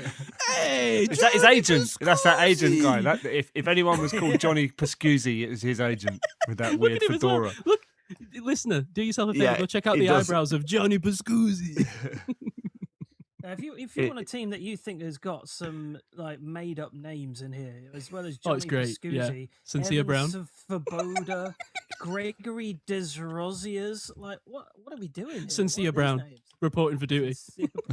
The name's Brown. Cynthia Brown. See, obviously, we all know about Isaiah World at this point, but they've got a gigantic offensive tackle on the outside as well. Can we talk about the running game? To pick up Evans Fuda? Bring us back. Sorry, take us off name corner and bring us back to dry football analysis. I like name corner so much. I know. I'm sorry. We just went there a bit early. The running backs. Najee's gone. Marion Hampton back from injury. Surely that's a massive upgrade. The tackle's back. That's going to upgrade the run. I called him Michael Keaton. Keaton Mitchell. That's some real speed. A player with a lot of potential, but underutilized perhaps. Is he gonna eat Vidal's potential? I don't think so. I think Vidal's your backup for Hampton. I think Mitchell's a different kind of player. Different cat. Yeah, they can bring him in. They can get some, third down back kind of thing. I just think this is much more dangerous attack if Hampton, because Hampton, I don't think we've seen the best of him yet. I think he's got massive potential. So that's why I've got the Chargers ahead. I think they're returning consistent coach, a lot of returning players. The line should be improved, and the running game they've added to it, and Hampton's ready to break out. I think. I will say, I think this is one where you could twist my arm to come over to your side. It's not one that I'm solidly on. It's a mix of I'm not overly massively wowed by the defense as a whole. And it's just a case of the Chargers always kind of reek of that. You keep constantly bigging them up, but it just never happens, and you just keep constantly getting burned by them. But I am intrigued by the Mike McDaniel pickup as offensive coordinator as well. I think that's going to be something that I think he could do some really nice stuff with that offense. And I do think, the pieces that they've got there, that running back room is really nice. That is a great trio of running backs. And I do like the wide receiver room for the most part as well. So It's one I think you could probably twist your. If you're looking for consensus, then I can come over to your side. Well, consensus is what we're looking for. So can we agree? Chargers better than Steelers? Yeah. I can push it. Yeah, I think it's close, certainly, and I genuinely thought the Steelers were better, but I can also see your argument. I think when you think about the kind of the difference that Justin Herbert makes in the equation, the Steelers team would have to be so much significantly stronger than this team is, if that makes any sense. The roster would have to look much more like the Titans roster than this roster. Would you make the same argument for Joe Burrow? Then? Well, I did. That's why I had them above. I was kind of in this situation with the Bengals. Yeah. But I think it is actually, funnily enough, though, you say that, because I think it's a similar situation where I do think both teams have wider floors and ceilings, right? Like wider ranges of outcomes than the Steelers do.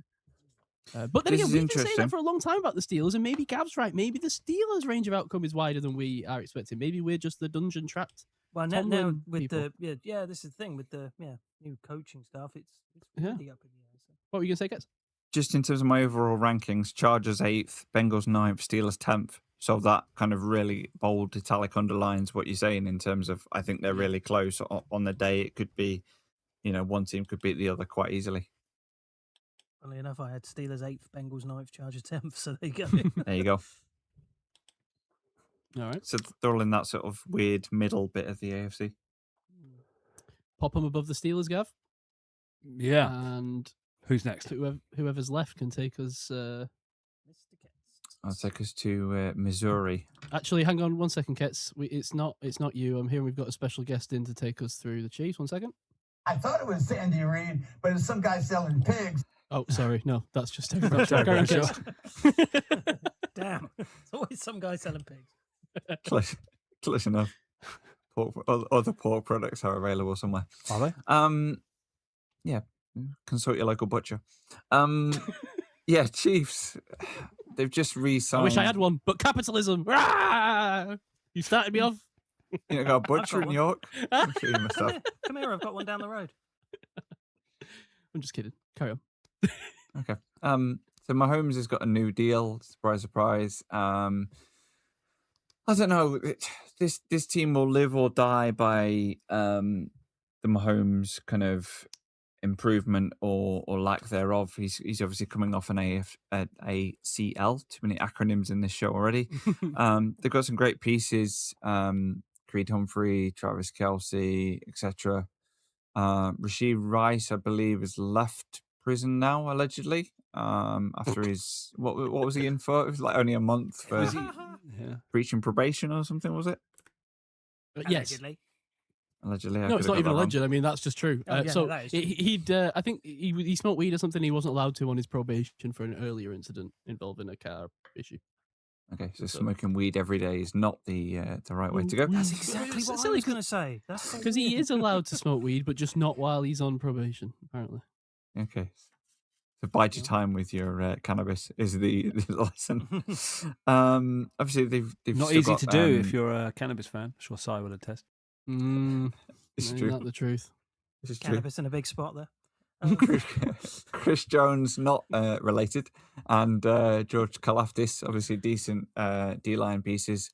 Nick Bolton, I don't know. I've got the Chiefs 7th overall in my AFC ranking. So yeah, thereabouts. I was surprised by the fact I put the Jags above them, but I quite like that take because I feel like the Jags are going somewhere. Yeah, the Chiefs are hit and miss. Obviously, they've added cornerback help in terms of McDuffie. Well, they've added some corners at all in terms of that, and Mansell Delane as well. So we shall see how that kind of progresses. But yeah, I don't know. I'm not as worried about this team as I was kind of 2, 3, 4 years ago. I just think they're a bit of a shadow of their former selves. Yeah, I guess that's the question you've got to work out. Was that a blip or was that the reality last year? I mean, the Mahomes injury certainly didn't help, but they were struggling before that, weren't they? I feel like the Chiefs right now are firmly planted in that. Do you know we talk about the Patriots having 2 dynasties basically, right? Where they have that first dynasty and then the second dynasty that's driven by Brady in his late career surge. this feels like kind of the Chiefs are in the middle of those two dynasties And right how now. Now, much is that tied to Mahomes? We talked about the three Yeah. stages. Mahomes clearly in the second stage, right? Yeah, exactly. Yeah, and I think this is now the time where we'll see either Patrick Mahomes will, and it's not going to be this season, I don't think either way. But I'm talking about in the next few seasons, Patrick Mahomes will either, return and his game will continue to peak, and it will increase, and we'll see him win in different ways. Beyond, I don't know that he's one dimensional. He's one of the best quarterbacks we've ever seen, but he'll win in different ways as he gets older, basically, and as his talents diminish physically. But I don't know whether that's going to happen or not, but that will be the difference as to whether Patrick Mahomes is spoke about like Tom Brady is when all's said and done or not. But as for this season, I do think it means that the Chiefs are significantly closer to mortality than they have been in the last decade. That said, I'm still not sure that I'm willing to put them below the Steelers, but it's much closer of a conversation than it's been. Definitely. Yeah, agreed. Nice. Go on. I've still got them above the Steelers just for lack of doubt. But equally, I think that you've got that new Mahomes contract coming into play, $90 million next year, $85.8 million the year after, $82.9 million the year after that. There's the Kelsey retiring eventually factor. He's going to have to find a new way of winning. Right? Yeah. He's going to ride off into the sunset, you'd have thought. So have they then got to completely re-look at the whole receiving core, give him different weapons, look at it kind of, this is the kind of team you don't want Smith or one of those top receivers in the draft next year to drop to, because they would absolutely relish that.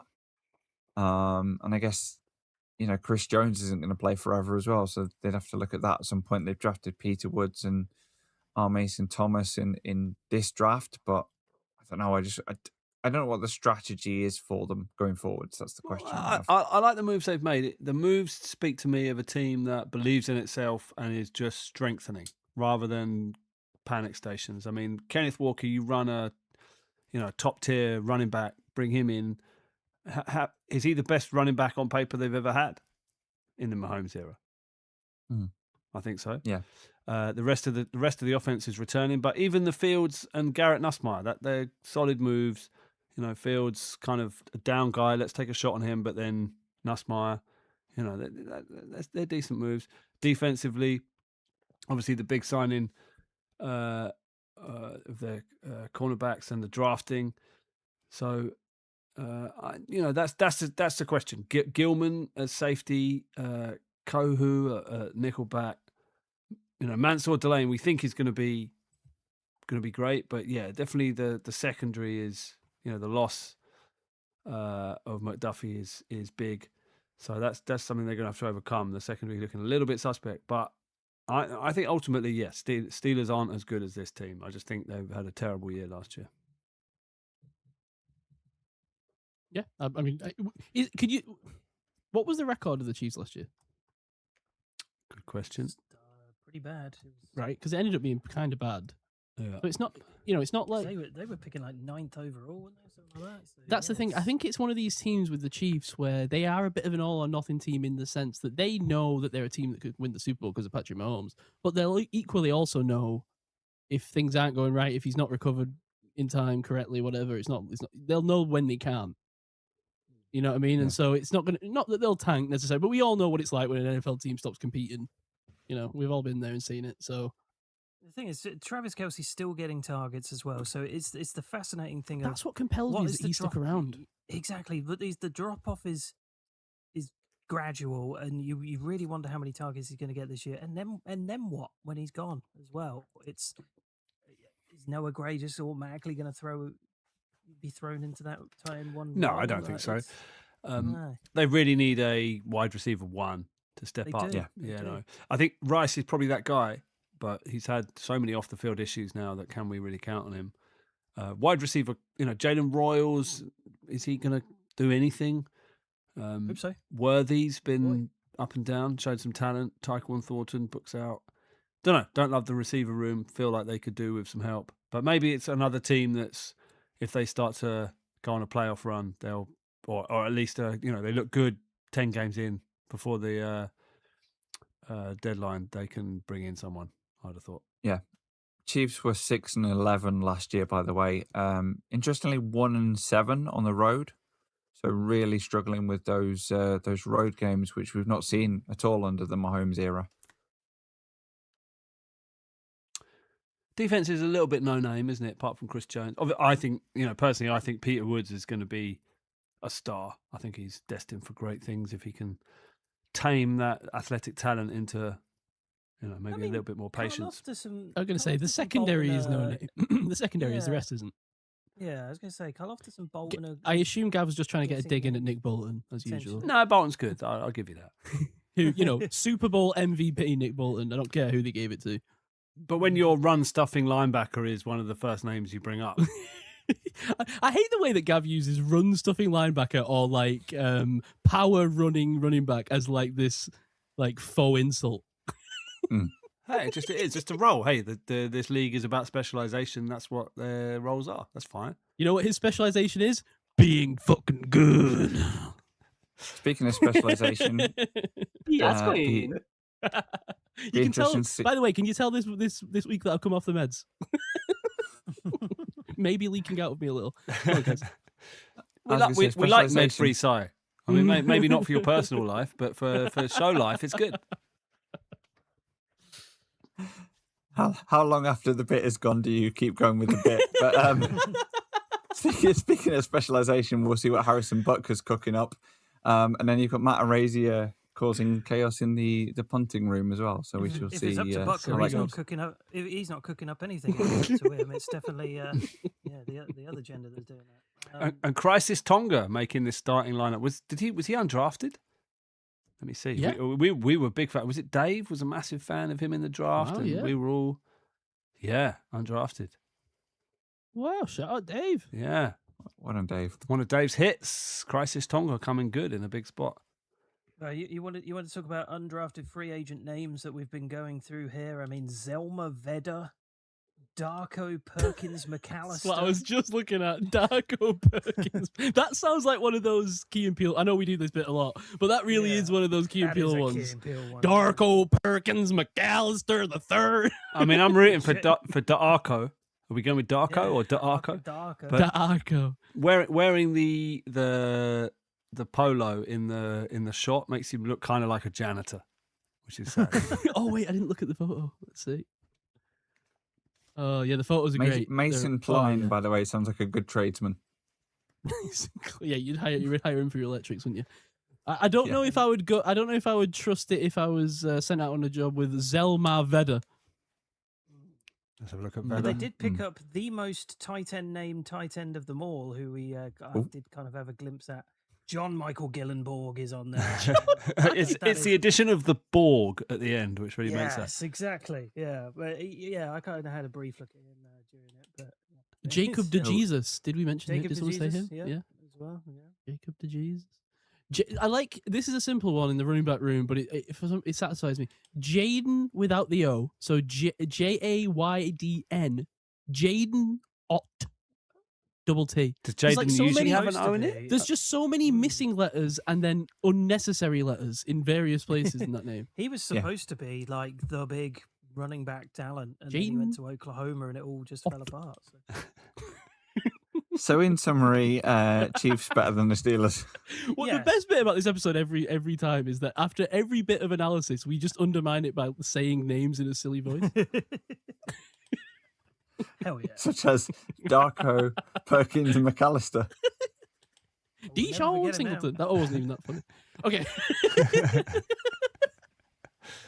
Let's stop. When Gav turns it round and we end up doing a cornerback quiz instead of a quarterback quiz, then yeah. I'd love that. No one's getting any answers right in that. Oh no. Oh yeah, Darko Perkins McAllister. All right, and there we are. So by my reckoning, now we agreed. Just want to double check my homework here before we move on. Did we have the Steelers better than the Bengals in the end? I marked it down that we did. Yes, because we were second in the AFC North. So in that case, the Steelers are 8th in the AFC. Oh, did we pick that last time? Again? We are definitely a middle of the pack team. I had them 9th. Where did you have them personally? 10th. Hang on. Wait, I haven't worked it out. Wait, vamp for me for a minute. Mark, that's so chalk. So, Mark, you had Yeah, them 8th and exactly. we finished up 8th. So there you We go. finished at 8th. Yeah, I had them And 9th. it's so annoying, isn't it? Because all new coaching staff, completely unsure of what the future's going to hold. I've still got the middle of the frigging pack. So I'd be feel- 10th. 10th. Oh, good work, Si. So there you go. So, the Steelers are middle of the pack. They're a viable contender. And if McCarthy comes good, there's a chance for them to be one of the risers out of the pack and make a run in the playoffs. So I think that's a realistic positioning. Sure. Now, Si, do you feel good about joining Ketts in 10th in a list show? I do, because I think Ketts' tendency to go off the rails is potentially more when we ask him to do like list shows of people. I think that's where he's shown his propensity to go off script the most. I trust him mostly, especially when certain other members of the podcast don't necessarily even know which teams are in the conference. I do trust Ketts to rank the AFC teams.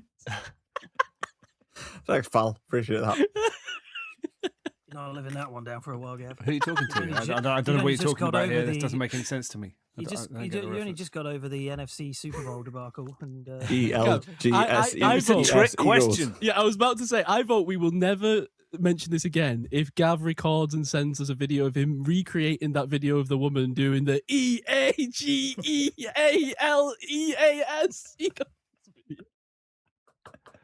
No, I'm not doing it.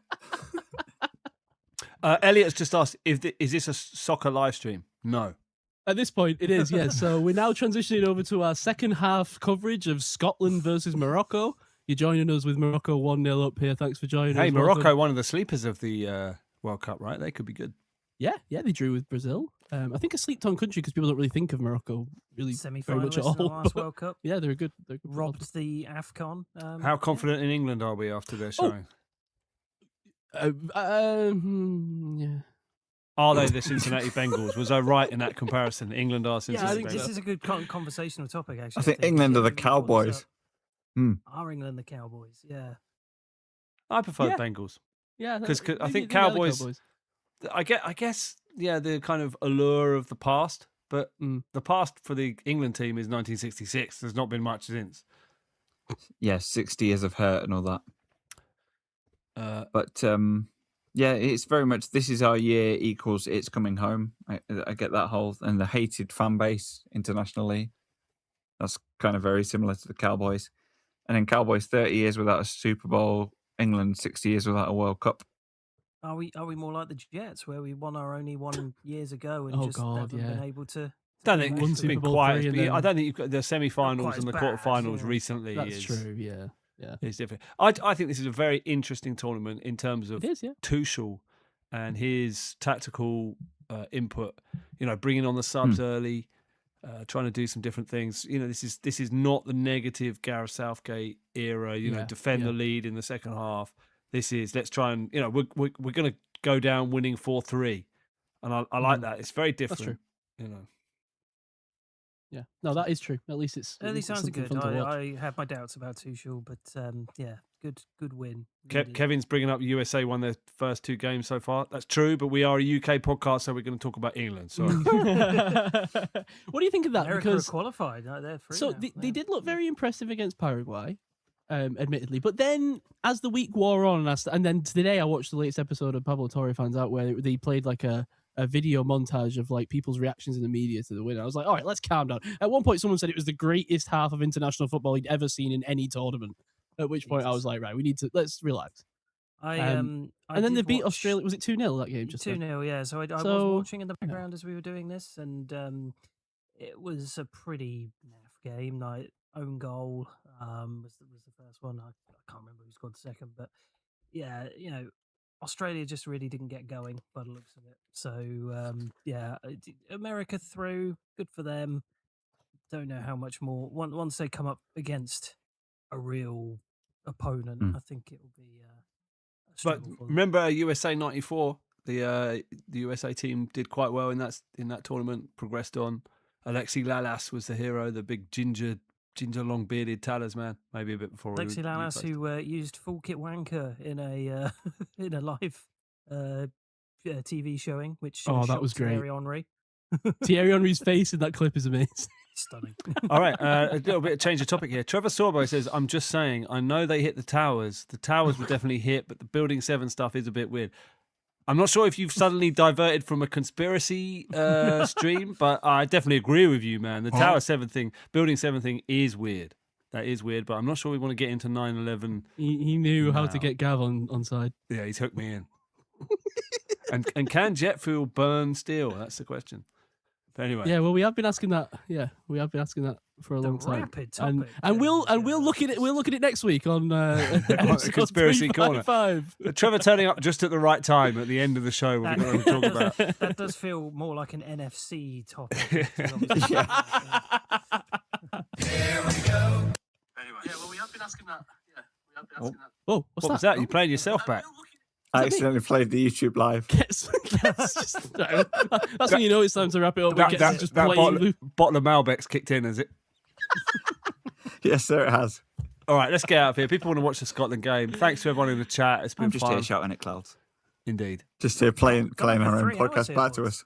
Yeah, how did that happen? I think this is one of these ones that we always forget is like a sneaky long one because we want to talk about every team in depth. Yeah. So, Come back next week. Well, I don't know what day we are. Is the we'll Friday do it all over the Friday again. show a good thing? Yeah, I don't Friday know. would be good to be honest because I'm on call this week. So I don't think I Friday's can do nice 'cause Friday. it means I don't have to worry about unfortunately. I don't think I can. it. do Oh, it. okay. Yeah. No, but I'm saying the Friday would be good. Why do you still me up, build me up? Plan the pod on the pod. Just Yeah. me down. So we'll be Friday's back. a It could be a nice one for the Thursday or viewer, Wednesday but show. But yeah, we'll come back next week for the read around the NFC and see when the Steelers rank against those bunch of jabronis. So we'll be there. All right, very good. Well, we'll see you all next week. Hope you enjoyed. Follow the show. Let us. Oh, actually, I want to shout out everybody in the comments because it was much. I appreciate that everybody stuck around like all through Yeah, the it's great. show Thank today, you and there was for- comments yeah. all through. I appreciate that from everyone who got involved. If you're listening later, you know where we are. If you want to chat with us when we go live, follow the show at UK Steelers Pod. Follow me at I wrote this. Follow Gav at GM Boom Up. Follow Ketts at Ketts UK. Follow Mac at Mesh NFL. All on Twitter. We'll see you next week. All right. See you later. Cheers, guys. Hey guys.